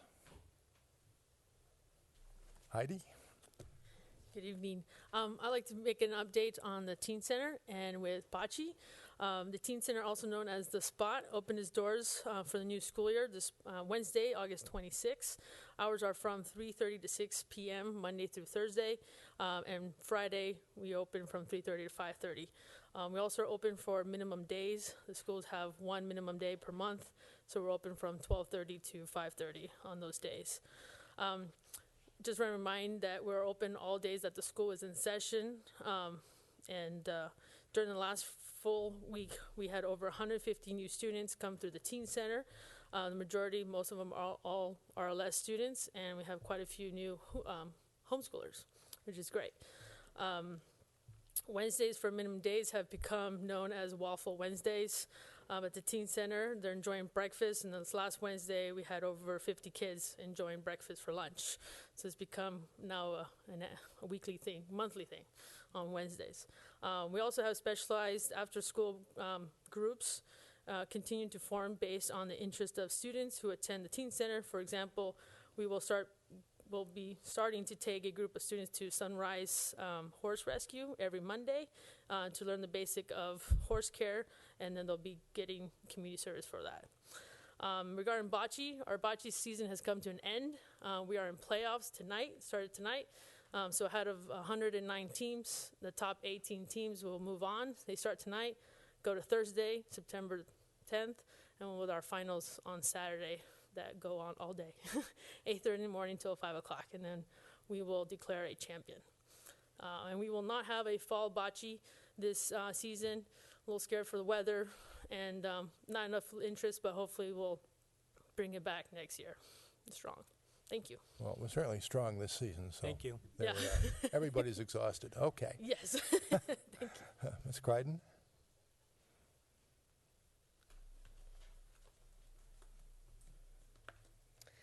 Okay. I just wanted to let you know that the library's strategic planning, it's been postponed until early 2016. We didn't want to get it all involved with the holidays, but it is a go. I wanted to let you know about some of the programs that we have going on at the library. September 22nd, we will be celebrating the National Voter Registration Day. From 3 to 7, we will have volunteers in the library to help people register, and they will be bilingual also. For Latino Heritage Month, we have Saturday, September 19th, the PBS will be showing at the library the first episode of Latino Americans, and we'll have a speaker afterwards. I'm sorry, I don't have that information with me, but specifically what she's talking about. And then September 25th, we will have Grupo Mojito for jazz. Hopefully everybody can come and make it and dance in our parking lot. And then October 1st, the library is going to start opening till 9 o'clock on Thursdays, and we'll be having programs every Thursday. Okay, thank you very much. Chief Thank you. Bowden? Good evening. I just want to give you an update on a couple of projects that we've been working on. The gun range for the police department that was started back at the beginning of the year is finally complete. The traps have been installed, the dirt's been all cleaned out. The Public Works Department, with the assistance of Steve and his crew, finally finished up the rest of it this week, installing the wires for the targets and doing a couple other minor housekeeping things, so it's completely ready to go. We're excited to be using that. And then additionally, the new dispatch console system is completely up and running. A couple of minor glitches with that we had to overcome. Those were done last week, and it's up and running, works beautifully. The dispatchers really enjoy being able to hear the officers in the street now, so appreciate it. Okay, terrific. Thank you. Mr. Palmer? Yes, thank you. I just want to let the community know that despite the 100-degree weather, Public Works crews are beginning winter preparations. We'll be performing annual storm drain inlet and outlet cleaning soon. It'll include a visual inspection of the levee and the flood wall along the Napa River, and operating and testing of all the pumps and gates and other equipment associated with that project. We are trying to get it all done by October 15th. And as we get into the rainy season, we see that 10-day forecast start to show significant rainfall. We'll be doing these inspections and maintenance activities again just before each rain event. And then when we see localized flooding predicted, sandbags and sand will be deployed for resident use at Crane Park and at the end of Adams Street, as we have in prior years. Thank you. Very good. Well, let's hope for some rain. All right, Mr. Hausch? Evenly, a little bit every day. Just wanted to remind everyone of the town hall meeting we have scheduled here at Vintage Hall from 5 to 7 on September 23rd. We're asking people to come out and share their opinions regarding short-term rentals here in St. Helena. And then I also just wanted to mention that we're planning a joint city council planning commission meeting sometime in October. We have not set a date yet, but that will be a joint meeting between the two bodies for probably some land use 101. Okay, very good. Mr. Pitts? Nothing to report. Ms. Kroll? Nothing to report. Mr. Doring? No, thank you. Good to go. Dwight? And for me, nothing left to report. All right. It's very good to hear from city staff and to hear what they're doing, and certainly your mayor encourages that, so that we all stay abreast of the many city operations. They interrelate, they're complex, but part of our effort here is to promote public understanding of what the city does, and I think these reports serve that purpose exceptionally well, and I thank staff for providing them. The next item would be from Ms. Toole. Monthly water update. Good evening. So I'm going to provide a brief update on the water. So this slide shows the water production. And so this is a continual update. So I'm just continuing to update the same, very similar slides to what you've seen in the past. So the dark blue line you can see is 2013. This is our water production data. So this is the water that comes out of our 3 water sources, Bell Canyon, the wells, and water from Napa. So it's all that water combined into one graph. And in June, we had a 27% reduction. July, we had a 25% reduction, and August was a 24% reduction. So council has not formally adopted a 25% reduction, but you can see we're getting close.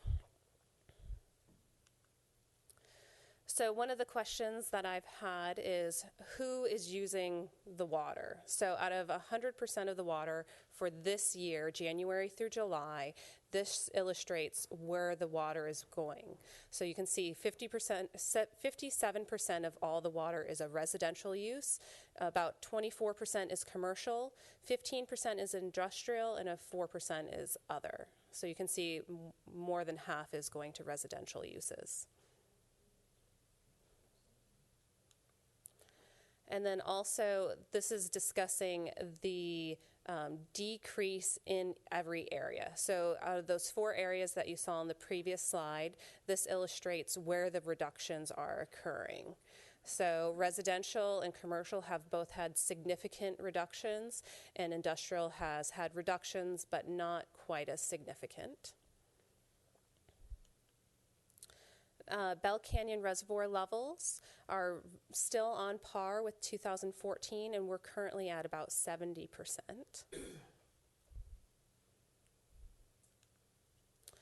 And then just an update, in August we sent out 264 potential leak notices, so that number is slowly creeping down. Some of the partnerships that I wanted to discuss is, you may have seen it in the newspaper, that Steve's Hardware has donated 500 buckets for drought toolkits. And so I'm currently putting together drought toolkits that I'm hoping to have ready in October. And the toolkit will consist of a low-flow shower head, Teflon tape, bathroom and kitchen aerators to cut water flow in both your bathroom and kitchen, toilet leak dye tabs, a 5-minute shower timer, because the shorter the shower, the more water we can serve. Automatic hose nozzle for outdoor on your hose.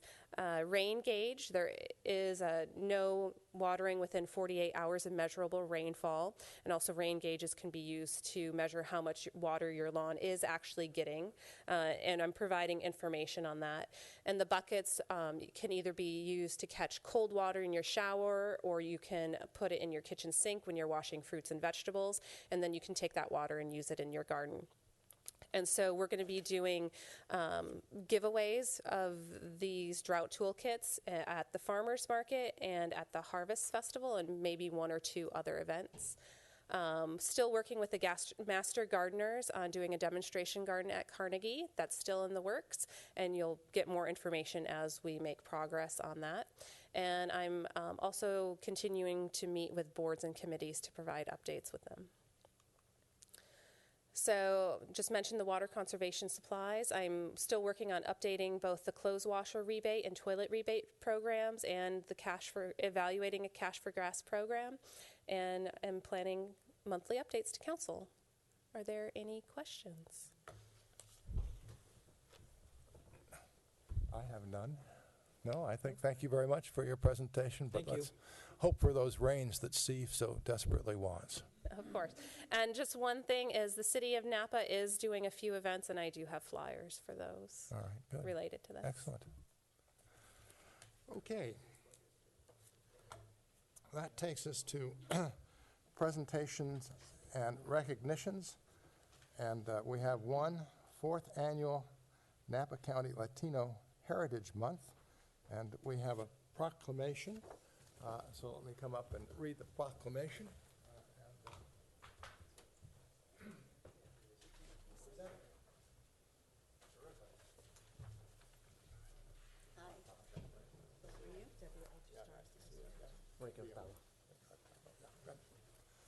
Okay. So, proclamation. 4th Annual Napa County Latino Heritage Month, September 15th through October 15th, 2015.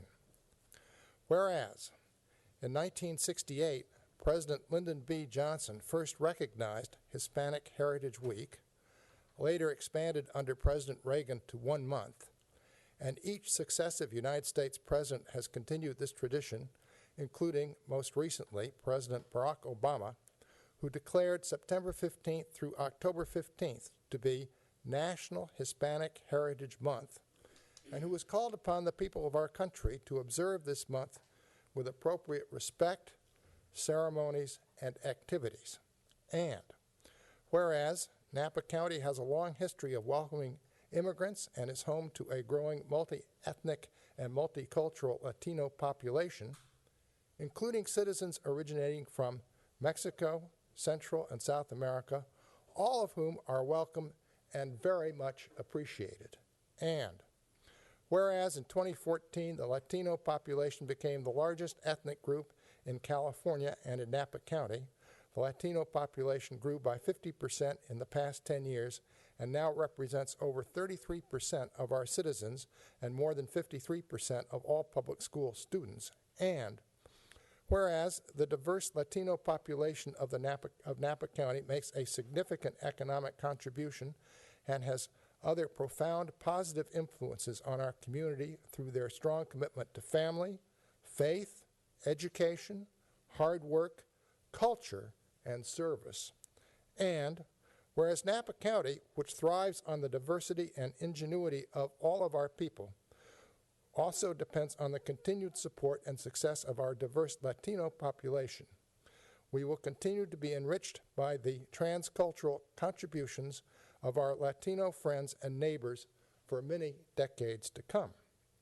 Now, therefore, be it resolved that I, Alan Galbraith, Mayor of the City of St. Helena, along with the St. Helena City Council, do hereby proclaim the 4th Annual Napa County Latino Heritage Month, September 15th through October 15th, 2015, dated September 8th, 2015.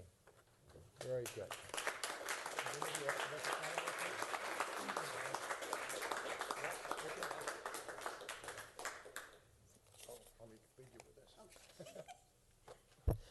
City Council, Mayor Galbraith, thank you so much for having us here. On behalf of the Latino Heritage Committee and all of our community, which includes farm workers, people who work in the restaurant business, housekeepers in the lodging industry, gardeners, teachers, winery owners, lawyers, judges, and police officers, we thank you for this proclamation. It is wonderful to know that local officials, community leaders, and people in our communities strive to bring awareness and inclusivity of everyone that contributes to our beautiful St. Helena and Napa Valley communities. We hope that everyone can join all the wonderful events that are in store for this year's Latino Heritage Month, which have been passed around. And actually, September 16th is going to be Mexican Independence Day at Lineman Park here from 5 to 8:30 p.m. So we invite you and thank you once again. Thank you.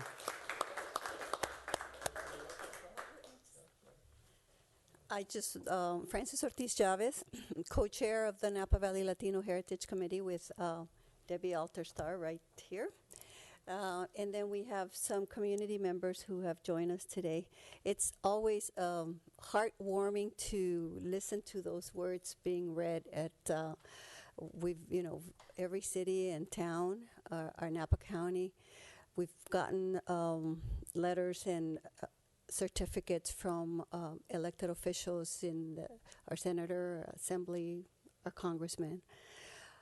And it's always very, like I said, heartwarming because it speaks to something that we all need to be saying, and it strikes very important when our communities hear it from elected officials like yourself, finding the opportunity to recognize our Latinos, their contributions, their talents, and make time to celebrate. And please join us in some of the celebrations throughout Napa County. There's I believe Debbie said 30 on our calendar. So every year we continue to grow and we continue to bring awareness and acceptance. I think that's probably one of the most important things is acceptance and respect for every law-abiding community citizen, resident living in our community. I appreciate it, and we all appreciate your proclamation. Thank you so much. Thank you so much.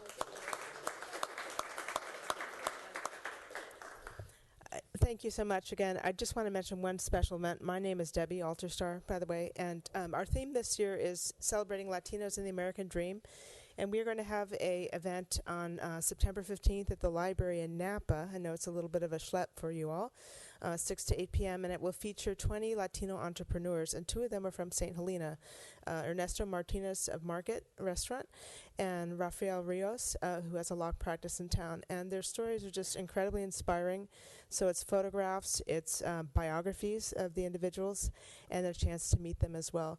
And I think it's good to have a non-Latino face up here also supporting this initiative, because I think that we are a multicultural community, and it enriches all of us to celebrate our neighbors and to learn about each other, whether or not that's our heritage ourselves. So thanks again.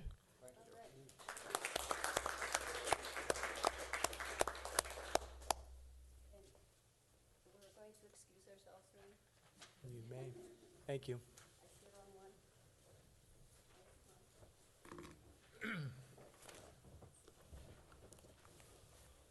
Have a glass of water here. Yeah, probably just a little bit. That was a lot of reading. Thanks very much, Peter. Okay, this takes us to our consent calendar. And again, any member of the public or any member of the council can pull any item, in which case we'll go through a staff report and council discussion and public comment. Let me read them off, and don't be bashful. If you want it pulled, just let us know and it will be pulled. Consent item 11, consideration and proposed approval of closed session, regular and special meeting minutes. Item 12, I won't read that one because I'm going to pull it because I want the city clerk just to talk to it briefly. 13, consideration and proposed approval of a resolution authorizing the St. Helena High School annual homecoming parade on Main Street. 14, consideration and proposed approval of a resolution approving a MOU between the St. Helena School District and the St. Helena Recreation Department to provide services for an after-school enrichment program for the St. Helena Primary and St. Helena Elementary Schools. 15, consideration and proposed approval of a resolution approving temporary closure of Oak Avenue and Adams Street for the October 17th, 2015 Hometown Harvest Festival festivities and authorizing possession of open alcoholic beverages on those public streets. 16, consideration and proposed resolution establishing a tax rate for servicing debt obligations incurred by the issuance of 1996 general obligation fire bonds to be effective for the 2015-16 fiscal year. 17, consideration and approval of a resolution expanding the duties of the budgeted part-time office assistant in the city clerk's office to a shared full-time administrative assistant with the planning department for an additional cost of $61,735. 18, consideration and proposed approval of a resolution finding an exemption from CEQA, approving and adopting the project manual and authorizing the bid request for Stonebridge Wells Water Treatment Plant Filter Improvement W-102. 19, consideration and proposed approval of a resolution approving the Cooperative Joint Powers Agreement in the amount of $32,385 to fund and administer the Napa County Stormwater Management Program, known as the Napa County Stormwater Pollution Prevention Program through 2018. 20, again, I'm going to pull that one for the same reason as I am pulling the prior one I mentioned. 21, consideration and proposed approval of a resolution approving a professional services agreement with Springbrook for a one-time cost of $3,850 to create a purchase order workflow module and approval of ongoing annual maintenance cost of $847 associated with the module. 22, consideration and proposed approval of a resolution approving the super community agreement with the San Francisco Super Bowl 50 host committee. I'd like to pull that one to ask a... Sure. That's, yeah. 23, consideration and proposed approval of a resolution authorizing purchase of a new LiveScan digital fingerprinting machine from MorphoTrust USA for the police department for an amount not to exceed $34,982.16. 24, consideration and proposed approval of a resolution approving an agreement with Municipal Resources Group to provide professional human resources services for a total not to exceed the amount of $40,500. Now, once again... I'd like to pull that last one, number 24, please. Okay. Any others? Then at this point, the chair would entertain a motion to approve on consent items 11, 13, 14, 15, 16, 17, 18, 19, 21, and 23. Is there such a motion? So moved. Is there a second? Second. Cindy, Ms. Black, roll call, please. Councilmember Pitts? Yes. Vice Mayor White? Yes. Councilmember Doring? Yes. Kroll? Yes. Mayor Galbraith? Yes. All right, and that takes us back to number 12, consideration and proposed approval of a resolution rescinding Resolution 2002-72 and adopting a new records and information management policy and updated retention schedule. And Ms. Black, if you could just explain briefly what's going on here. Well, we currently have a 13-year-old retention schedule. And so this is bringing us in line with current laws. And this retention schedule is something near and dear to my heart. It's going to help not only all of the city employees by giving us the new schedule. It's going to have like a roadmap. It's going to tell us how we can store our records, where we can store them, and it's also going to help with getting to the public, getting information readily available to the public. And in the future, I also want to have a portal on our website that can tie in with our Laserfish system, that everything is going to be digitized, and they can do some self-service. So it's something very exciting for me. So we can get all our records, in good order, and we can better serve the public and our departments as well. All right, very good. Any questions of Ms. Black? Then the chair would entertain a motion to approve item 12. Move to approve. Second. Black? Roll call. I'm sorry, who I made did. the second? Chair. No. Vice Mayor White? Yes. Councilmember Kroll? Yes. Pitts? Yes. Doring? Yes. Mayor Galbraith? Yes. Thank you. All right, and the next item, which I pulled for you, Mr. Palmer, mainly because I want you to explain to the public why it is we don't have a road program at all this year. Consideration and proposed approval of a resolution rejecting all bids for the 2015 pavement rehabilitation project, CIP R-74. Right, thank you. So I just want to start by saying, yeah, this is not a decision I took lightly, and it was my recommendation, or not my decision, my recommendation I didn't take very lightly. We put the project out to bid in late July. We got open bids on August 20th, and we only received 2 bids. And the 2 bids were both significantly higher than the engineer's estimate by over 70%. It's much more than we budgeted, anticipated this year. I looked at what Yountville had received for their similar project this year, and as an example, they were getting 35 cents a square foot for microsurfacing, and our bids were at 70 cents a square foot for microsurfacing. So it's quite a big difference. I also reached out to Calistoga. I think they have a project out to bid, but I didn't have results from them in time to bring to you tonight. I also reached out to the city and county of Napa, and they haven't done slurry seal microsurfacing in a number of years, so they didn't have any recent data they could share either. I also talked to the engineers about it, and we just feel like because of the low number of contractors we got bidding the project, we just didn't get competitive pricing. It could be because of the size of the project.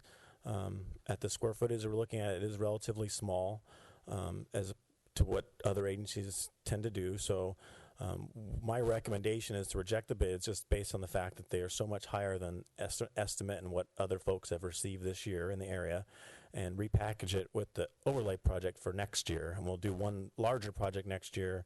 Hopefully that would allow us to get the benefit of some economies of scale.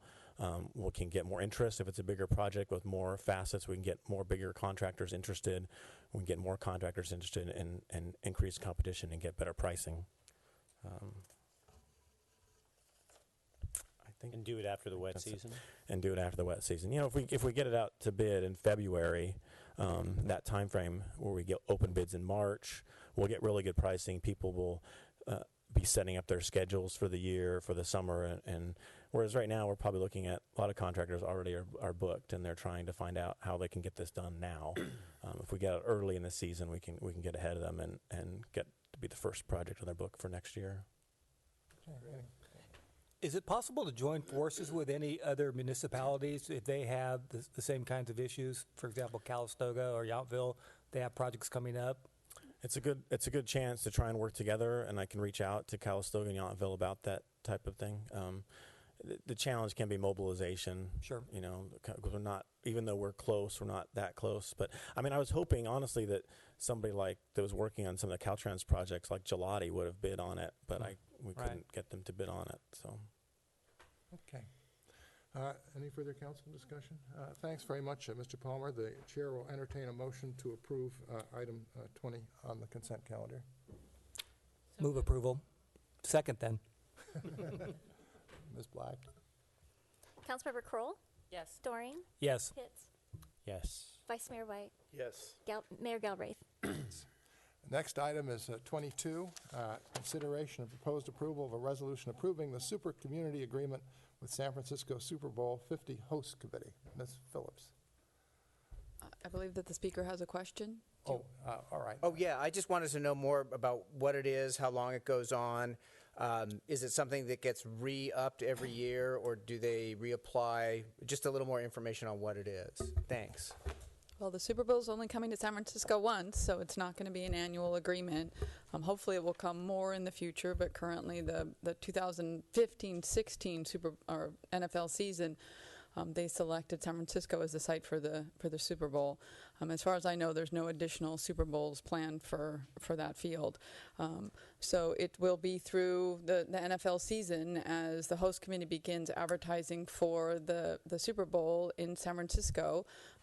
You'll start to see some advertising, and we can really, it's in collaboration with the chamber. I don't anticipate a huge marketing campaign, but we get people internationally and nationally to attend the Super Bowl, and so we think it's a great opportunity to be part of that super community information. So if someone's coming to visit San Francisco, attend the Super Bowl before or after, and they want to look for somewhere to tour, St. Helena would be part of the information that's provided to them. All right. Who would be preparing the plan, and what is the plan? The description of the kinds of events that we would be having here. I would work directly with the chamber, so the chamber's agreed to do the work behind the scenes, but the host community requires that a city be the organization that is the agency that contracts with the host community or the host committee. So the chamber really is the effort behind it in collaboration with the city. What kinds of things are we talking about in terms of attracting people to St. Helena? We haven't talked about that yet. We wanted to make sure before we put any efforts into it whatsoever that the council was supportive of it, and then the chamber and I will begin looking at some events. Okay. I guess we have to submit a plan fairly soon Yes, by we do. October 7th or something around there. Yeah. That's correct. All right. Can we as citizens see that plan as well? Well, would that be? I haven't taken it that Ms. far. Simpson, why don't you speak to that?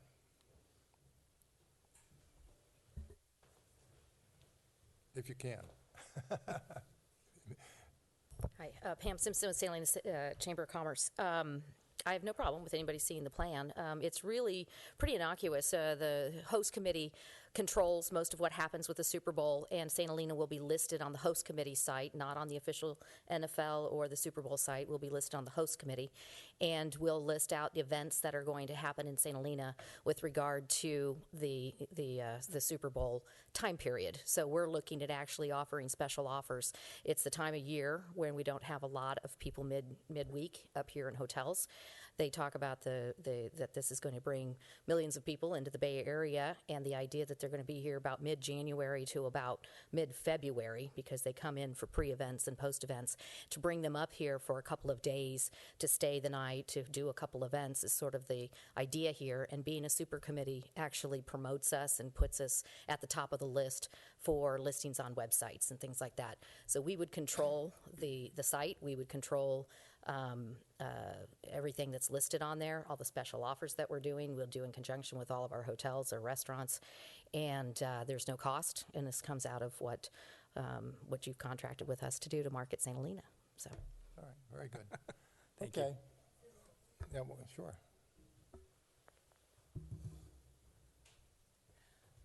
I just. What's your name?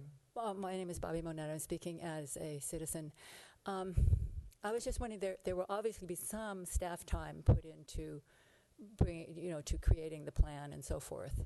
And I'm just wondering if the rewards that are anticipated, because there's no money for that, they're not giving any money for that. And I'm assuming that you're thinking that the business we get or the business taxes or whatever are going to be more than the cost to the city. But I'm just wondering, how much staff time do you anticipate, and have you figured that out? I mean, have you worked that out in terms of the cost of taxpayer money for this, for this project?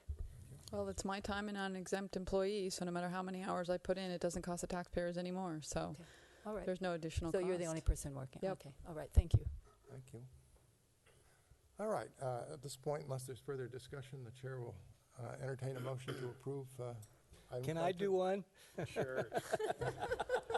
Go for it. Move approval. Second. Ms. Black? Councilmember Doring. Yes. Vice Mayor White. Yes. Councilmember Pitts. Yes. Kroll. Yes. Mayor Galbraith. Yes. Okay, and the last item here is excuse me. Did we do 24? No, but I No, did 24. ask for that. That's right. Consideration and proposed approval of a resolution approving an agreement with Municipal Resources Group to provide professional human resources services for a total not to exceed amount of $40,500. And I simply had a clarifying question as to what exactly, or just roughly, the services will be under this agreement. What are the services to be provided? So the City of St. Helena has one administrative services manager, not a department head, not part of exec staff. It's a manager position who's responsible for all of our risk management, all of our human resources, as well as all of our technology, computers, phones, and things like that. And so the ability to manage the day-to-day functions is incredibly challenging. We've talked about that. We've talked about that staff here is superhuman and everybody does multiple jobs, and this is another example of that. And so the opportunity to work on larger projects and actually ensure that our foundation for HR is in place becomes really challenging, because your day-to-day functions basically fill your day. And so the thought behind this is to hire a retired HR director to come in and from a very precision standpoint, look at the things that our HR operations, where we are today, and to make sure that we have that solid foundation. So we want to take a look at especially our employee handbook to make sure that that's up to date. That's really critical. We also want to gather some information for the time ahead in labor negotiations. We want to review our procedures and how we handle things internally, files and communications and information, and how we store things.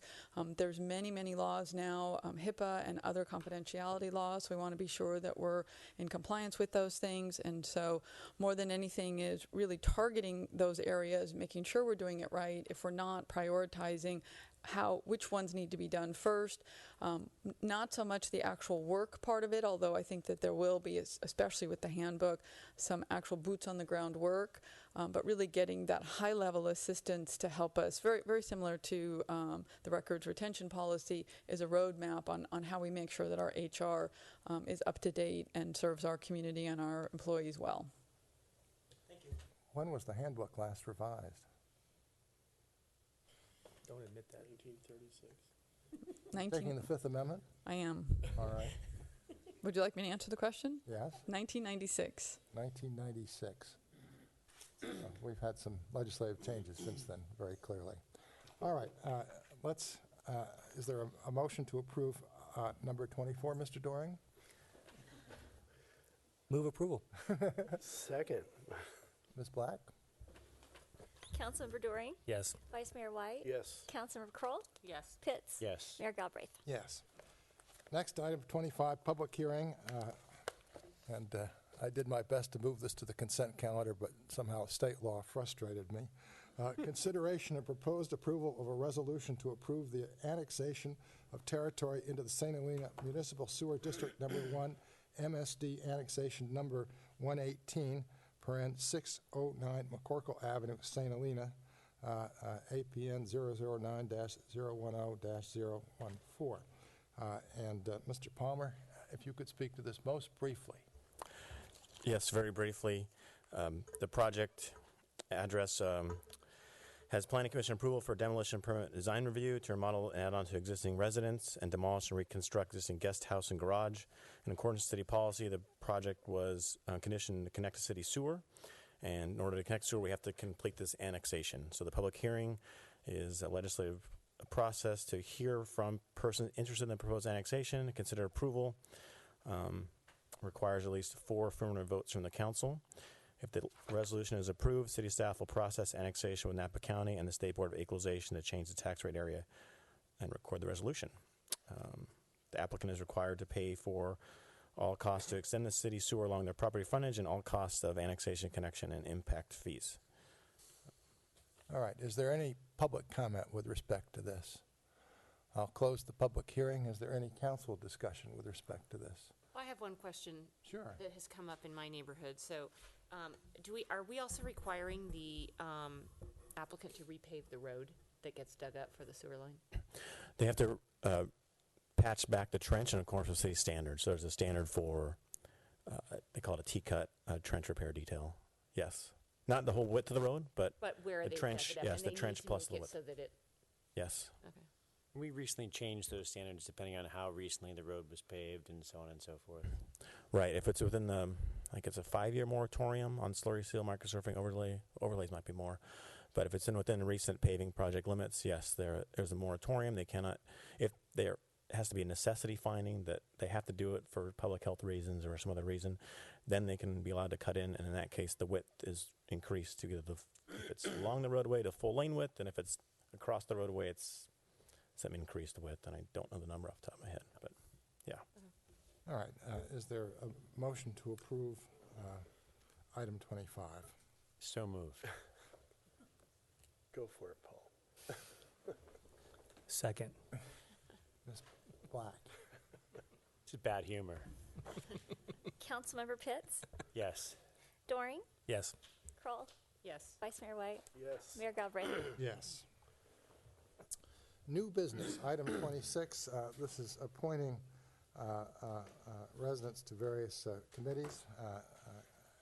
As with respect to the past, the mayor makes the nomination. And let's see. Oh, dear me, I hope I didn't lose my... Right. What item was this? 26 I wrote in. Okay. So we have applicants that precisely fill the number of spots. So I'm going to just do this one by one. And with respect to the Active Transportation Committee, I would nominate Donna Hines to fill the vacant term expiring on June 30, 2016. And I would nominate Christine Talley for the alternate position. Is there a second with respect to that? Second. Any council discussion? Ms. Black, roll call. Actually, if you would make all the appointments and then make one motion to approve all of the appointments. Well, Or do you, okay. I'd prefer to do it this way, just in case we have an issue, you know. I don't think we will, but go ahead. Mayor Galbraith, Yes. Vice Mayor White, Yes. Councilmember Doring, Yes. Kroll, Yes. Pitts. Yes. Yes. Okay, Mayor Galbraith.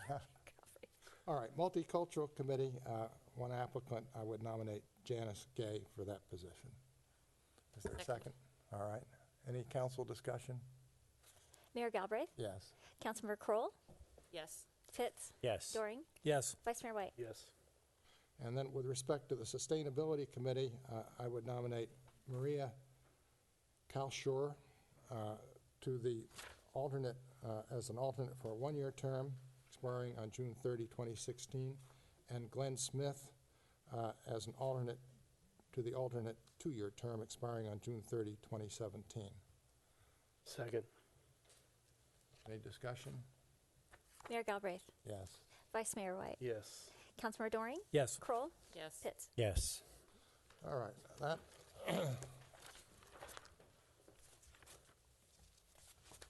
Can I have a motion to approve the resolution with the appointments?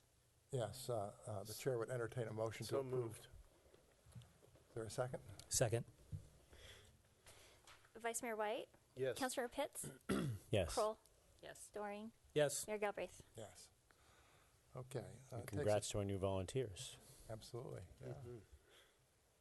Okay, 27 is consideration of approval of resolution approving a budget adjustment within Fund 380, repayment to Friends and Foundation of $325 from the general fund, and budget adjustment for Friends and Foundation, St. Helena Public Library grant of $16,811.51 to Fund 380. And it's either Ms. Mitz or Ms. Crichton, or both.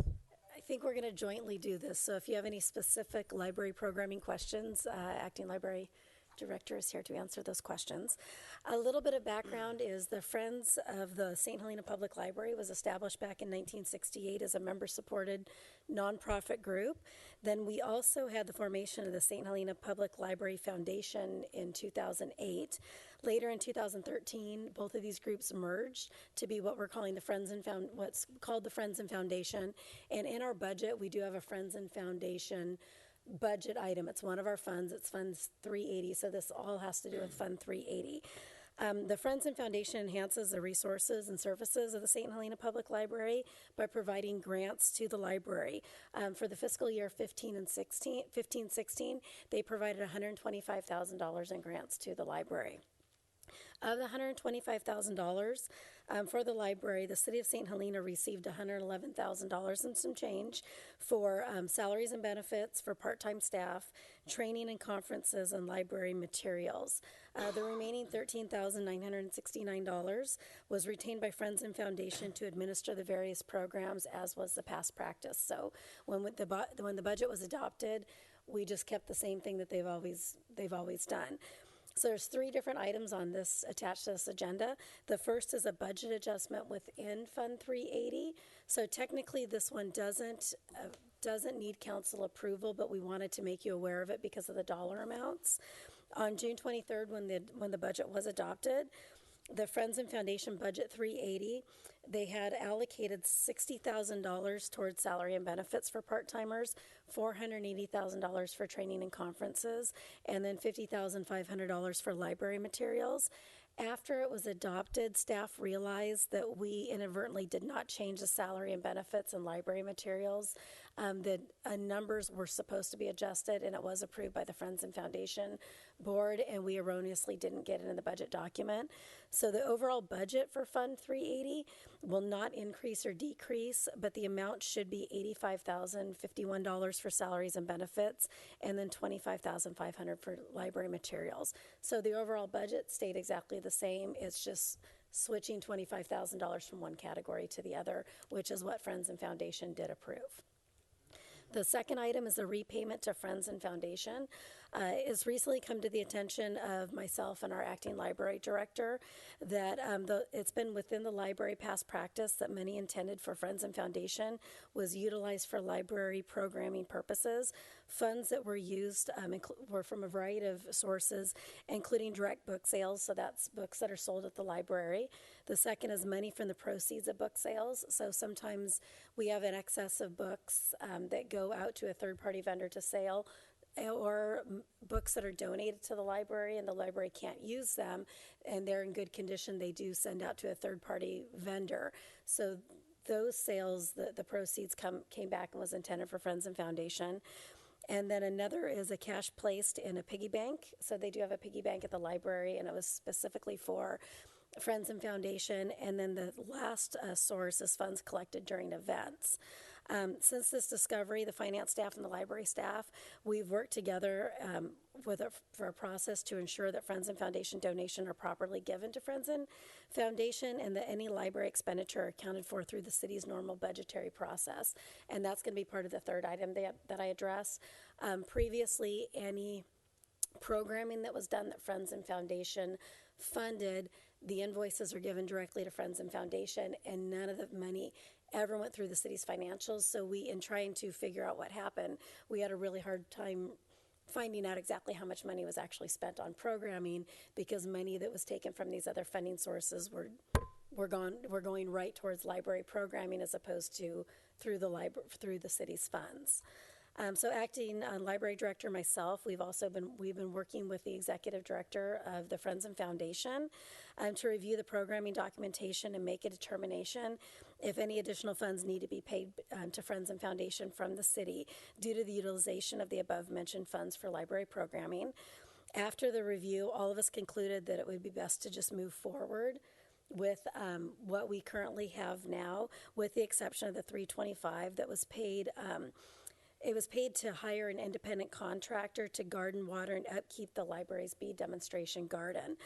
From records that were reviewed, the best estimate that we have is that he was paid $825. $500 of it was paid from a donation specifically for the bee demonstration garden, and the additional $325 is paid from cash received from the weekly book sales. So the second item is approving $325 to be paid to Friends and Foundation from the city's general fund to reimburse for that contract. The third item is a budget adjustment, and this is going to increase fund revenue 380 for both of the revenue and the expenditures. So it ends up being neutral for the city. As we discussed, the remaining $13,969 that was retained by Friends and Foundation for programming purposes. What this does is it provides funding for youth programming, bilingual programming, adult programming, and also Elsie the Cat expenditures. In the past, the grants which funded programming were overseen by library staff, and payments for invoices were done through a checkbook and the Friends and Foundation. Since the adopted budget on June 23rd, we've both been working with the executive director for the Friends and Foundation and determined that better accounting for these funds would be that the Friends and Foundation would give the city all of the money of the grants, and then the city would be the ones administering the programming. So that way our acting library director has much better idea of the actual programming costs, and that we could also ensure that contracts that are done for any of the programming are actually done with the city standards as well. Friends and Foundation would like the city to administer the $13,969 it retained, as well as they're giving us the rollover amount of $2,800, a little over $2,800 that was left over for fiscal year 14-15. It's typically not their policy. They don't do any rollovers. We would have to return any money back to the Friends and Foundation, but because of the financial situation we're in, the Friends and Foundation agreed that it would be better that if they actually rolled that money over for us, which we're very, very grateful for, because that's more programming that the library can do. So the third item is a budget adjustment for $16,811.51. So it will increase the expenditures for Fund 380, but it would also increase the revenue for 380. Are there any questions for myself or for our director? I certainly have none.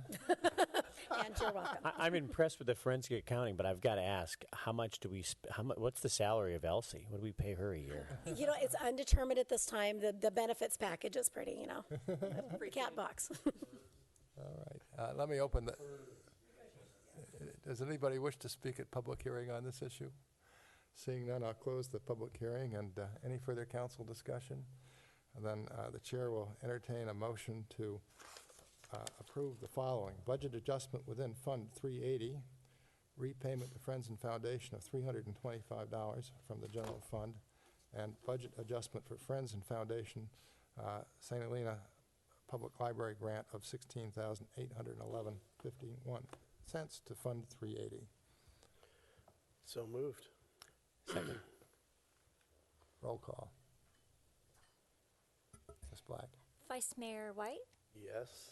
Councilmember Pitts, Yes. Kroll, Yes. Doring, Yes. Mayor Galbraith. Yes. Okay. The next item is council to review proposed resolutions to be considered at the 2015 Annual League of California Cities Conference and providing voting direction to Mayor Galbraith as the City of St. Helena voting delegate. And there are four such motions. And let me go to my notes here, and let me lead this discussion since I think we can get through it rather quickly. With respect to item 1, resolution relating to league bylaws amendments regarding succession of league offices to fill vacancies, it seems to me that this is supported by the league. We would support it, and I would accept council direction to vote for it. Is that satisfactory? Yes. All right. With respect to resolution 2, resolution of the League of California Cities calling for legislation to preserve therapeutic environments for group homes and avoid impacts of overconcentration of alcohol and drug abuse recovery and treatment facilities in residential neighborhoods. Again, it appears to me that this is supported by the League, and assuming that that's so, I would be prepared to vote for it and accept council direction to that effect. Is that satisfactory? All right. Yes. The next one, resolution of the League of California Cities supporting SB 593 and continued local flexibility for cities as they address neighborhood and fiscal impacts of temporary rentals of residential units. And again, the League clearly supports SB 593, and I would accept direction to vote in favor of it. Any issue there? Well, I don't know what the details are of SB 593. Well, but the details are set forth in the document, but it doesn't seem to me upon reading it that there's anything in the legislation, if approved, that would impact how we decide to approach our short-term vacation rentals here in St. Helena. I can weigh in, having been on the League's short-term rental task force addressing this. The League's animating goal, as you know, is always preservation of local control, to allow cities to make their own decisions about the appropriate land use policies and regulatory policies of decisions like this, and this bill is consistent with that. Right. So, and then with respect to the last one, I would ask that you just give me discretion. And the last one was resolution calling upon the governor and the legislature to work with the League of California Cities to enact legislation or otherwise compel Southern California Edison to create a program to automatically provide direct compensation to its customers affected by prolonged electrical power outages under specified circumstances. This seems to me to be a lobbying effort by the city of Rancho Palos Verdes, which is fine, but I would like to listen to the discussion, and assuming that most cities support it, then I would support it, but it may be that the discussion also says that this is not an appropriate resolution for the League to consider, and I just don't know what the answer is at this point. So I would ask for discretion with respect to that one, if that's okay. that's fine. Okay. You are so empowered. Gets us through that one. Then the next item on our agenda is consideration and proposed approval of a resolution to form an ad hoc revenue source task force to evaluate possible additional revenue sources for the city. Ms. Phillips? Are we taking public comment? I can do it after. Well, let's hear from Ms. Phillips, and then we'll take public comment. Thank you. And Mr. Can I interject for 1 second? Can- Because part of this could include hotel-related transient occupancy tax, I've been advised that I need to withdraw my potential nomination to serve on this unless the FPPC guidance tells me that I can do so, which I'm seeking right now. And so in order for me to stay and participate in this and create a ministerial action, I need to say I'm not going to be on this task force unless later the FPPC says I can participate. So, Tom, is that accurate? Okay. All right, and Regrettably so. tonight we're not appointing anybody to the task force. This is just the beginning of a process here. Like everything else that goes on in city government, it's a long process, or can be. Go ahead, please.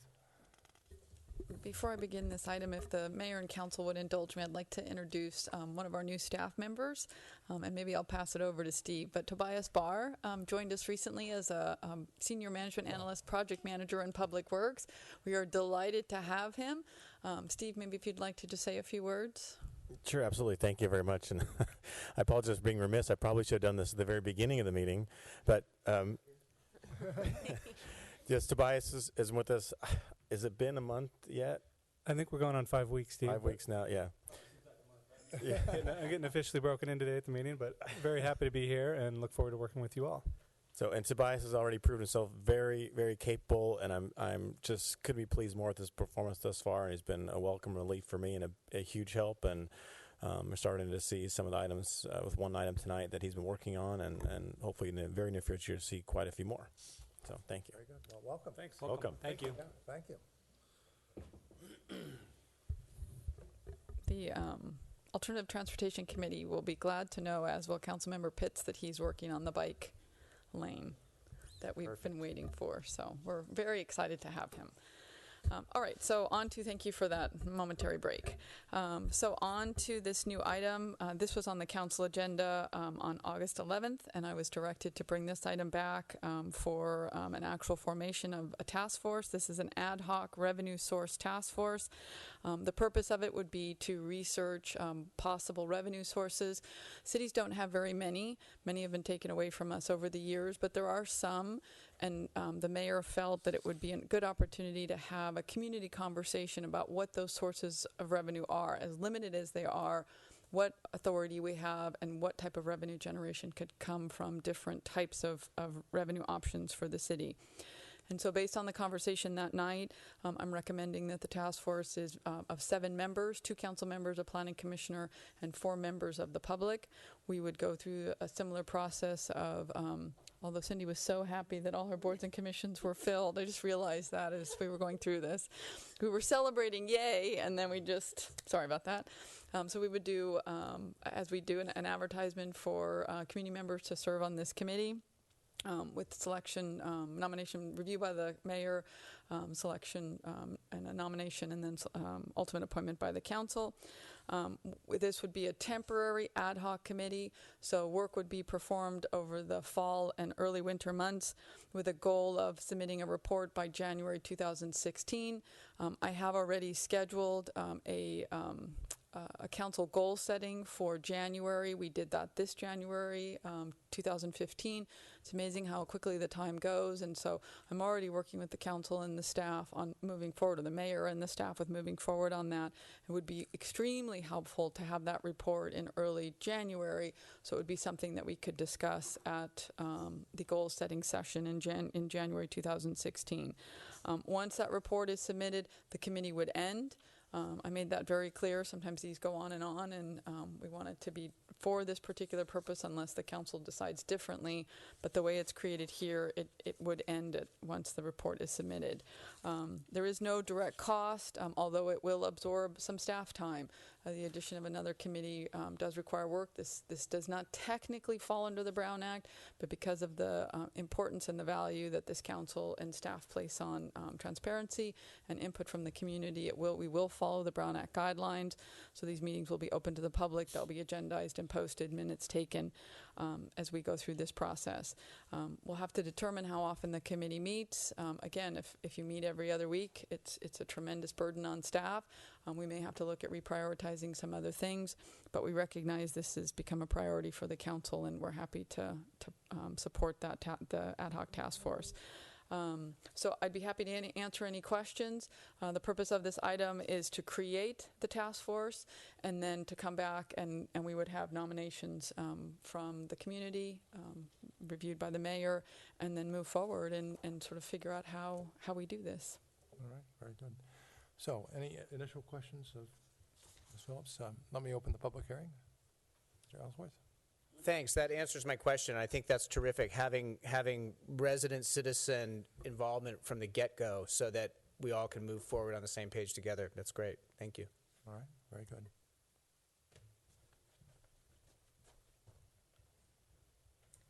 Good evening, Pam Simpson from San Lena Chamber. We think this is a great idea, and we applaud you for doing it and look forward to the meetings and attending the meetings. We would just like to point out that, given sales tax and TOT is generated 100% by the business community, and the top 10 property tax generators, 8 of them are businesses, that we would like to respectfully request that the chamber be able to provide a business community leader, at least one, to be nominated to the committee and have a say in who that person might be. Thank you. All right, thank you. Any further discussion?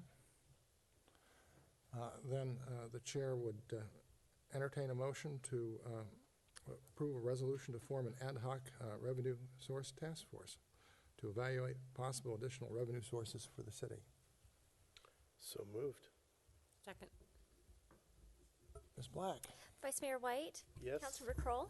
Yes. Pitts? Yes. Doring? Yes. Mayor Galbraith? Yes. And then the final item is exploration of city charter and real property transfer tax. Ms. Phillips again. So during the annual goal setting session, which I just mentioned on the previous item, council set strategic objectives for the coming year, and they were formally adopted in March. And the focus that council asked staff to really work on over this next year was to support the goal of securing the city's financial future. And you set out 6 objectives for us to focus on in the coming year. And objective number 1 was to explore the adoption of a property transfer tax coupled with the process of becoming a charter city. You need to be a charter city to be able to pass a real property transfer tax. So currently, St. Helena is a general law city, and so it does not have the ability to increase its real property transfer tax. And so to do so, it would need to become a charter city. Generally, this is a long and arduous process where a community and a council with staff support creates an actual charter document with all the rules and regulations that govern a city.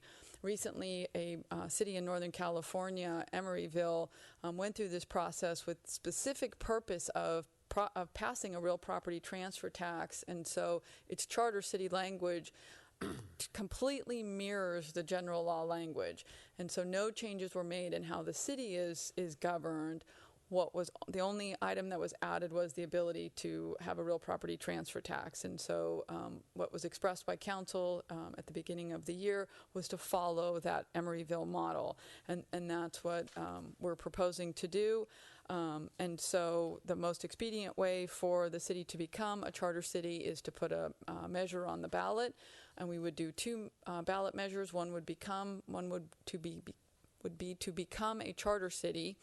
If that passes, then you would also have at the same time a measure to pass a real property transfer tax. If the citizens don't approve becoming a charter city, then you can't have the real property transfer tax. So there needs to be affirmative votes on both of those. Both of those are majority votes, not 2/3 votes. Unless the council were to determine that the real property transfer tax were to go to specific purposes. If the tax goes to a general purpose, then it can be a majority vote plus 1. And so I've provided, it wasn't included in your original package, but was given to you this afternoon, basically a schedule of what we would need to do. We're in very good shape from a timing standpoint. We're jumping on this because it's important for the community, and there's an important process we should go through. So if you go to that election schedule, here we are on September 8th, and if council directs me to begin working on this project, then there's a schedule, basically October 26th. The council, we would bring forward charter language and set public hearings to move forward. There's dates for the election, which occur in August, and a great deal of community input and process that needs to occur between now and then. And so what I'm looking for this evening is direction from the council on whether you would like staff to initiate the process for the city of St. Helena to become a charter city and explore a real property transfer tax. All right, any council discussion? Quite frankly, I thought we had done this before, so this is more specific. Well, this was very...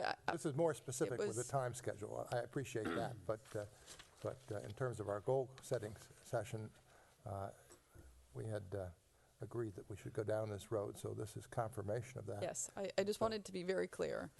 A goal is more of a goal, and so I wanted to be sure that we had this discussion and that I had clear direction. There is funds budgeted to assist with this process in the 15-16 budget, and so all of that would now begin, that work would now begin. All right, any further council discussion? I have one question. So is it during the public hearings that we would start to discuss the potential structure of what a transfer tax might look like? Should we go that route? Before the public hearings occur, we would need to go through a conversation with council about what that percentage would look like. That's one of the really big items that council needs to decide is what that percentage is going to look like.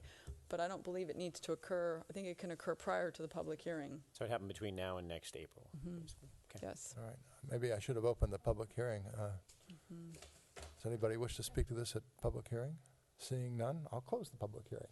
But I think you have, it's in the money is budgeted for this purpose. It is. And I think you have unanimous direction from council to pursue the matter pursuant to the schedule that you've set forth. Well, I'm not 100% behind a real estate transfer tax if it's at a level I'm not comfortable with. Well, all that's going to be subject to discussion. But I'm just not 100% unanimous on, I mean, because maybe you'll decide on a number that doesn't work for me, so I'm just, But I'm aren't just we, throwing that out are there. we unanimous on exploring the options? That's what the item is tonight. Right, Yes. okay. Yeah. I didn't throw out a number, did I? Nope. There was a number thrown out at the last meeting. Right, but Okay, good. do you want a motion? Or are you okay like that? Okay. What kinds of information will we be getting back between now and, say, April on the different options with the tax structure? I mean, who is the expert that we are going to be asking to help us through that process? So there's firms specifically, that's what they do, is pollster firms and ballot measure firms, and so those would be I would write an RFP and issue that and request proposals back from firms that do this as a living.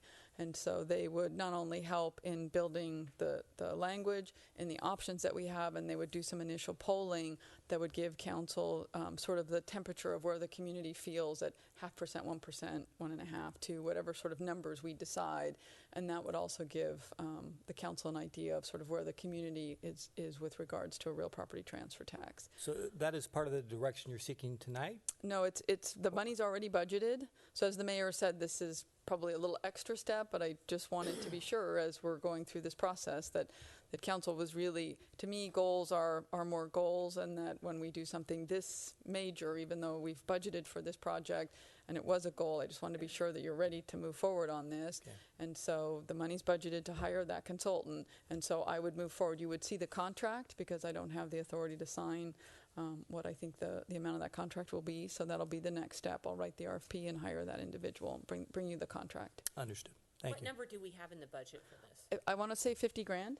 It's a 50,000, I believe, is what we put in. I'm pretty sure that's what it was.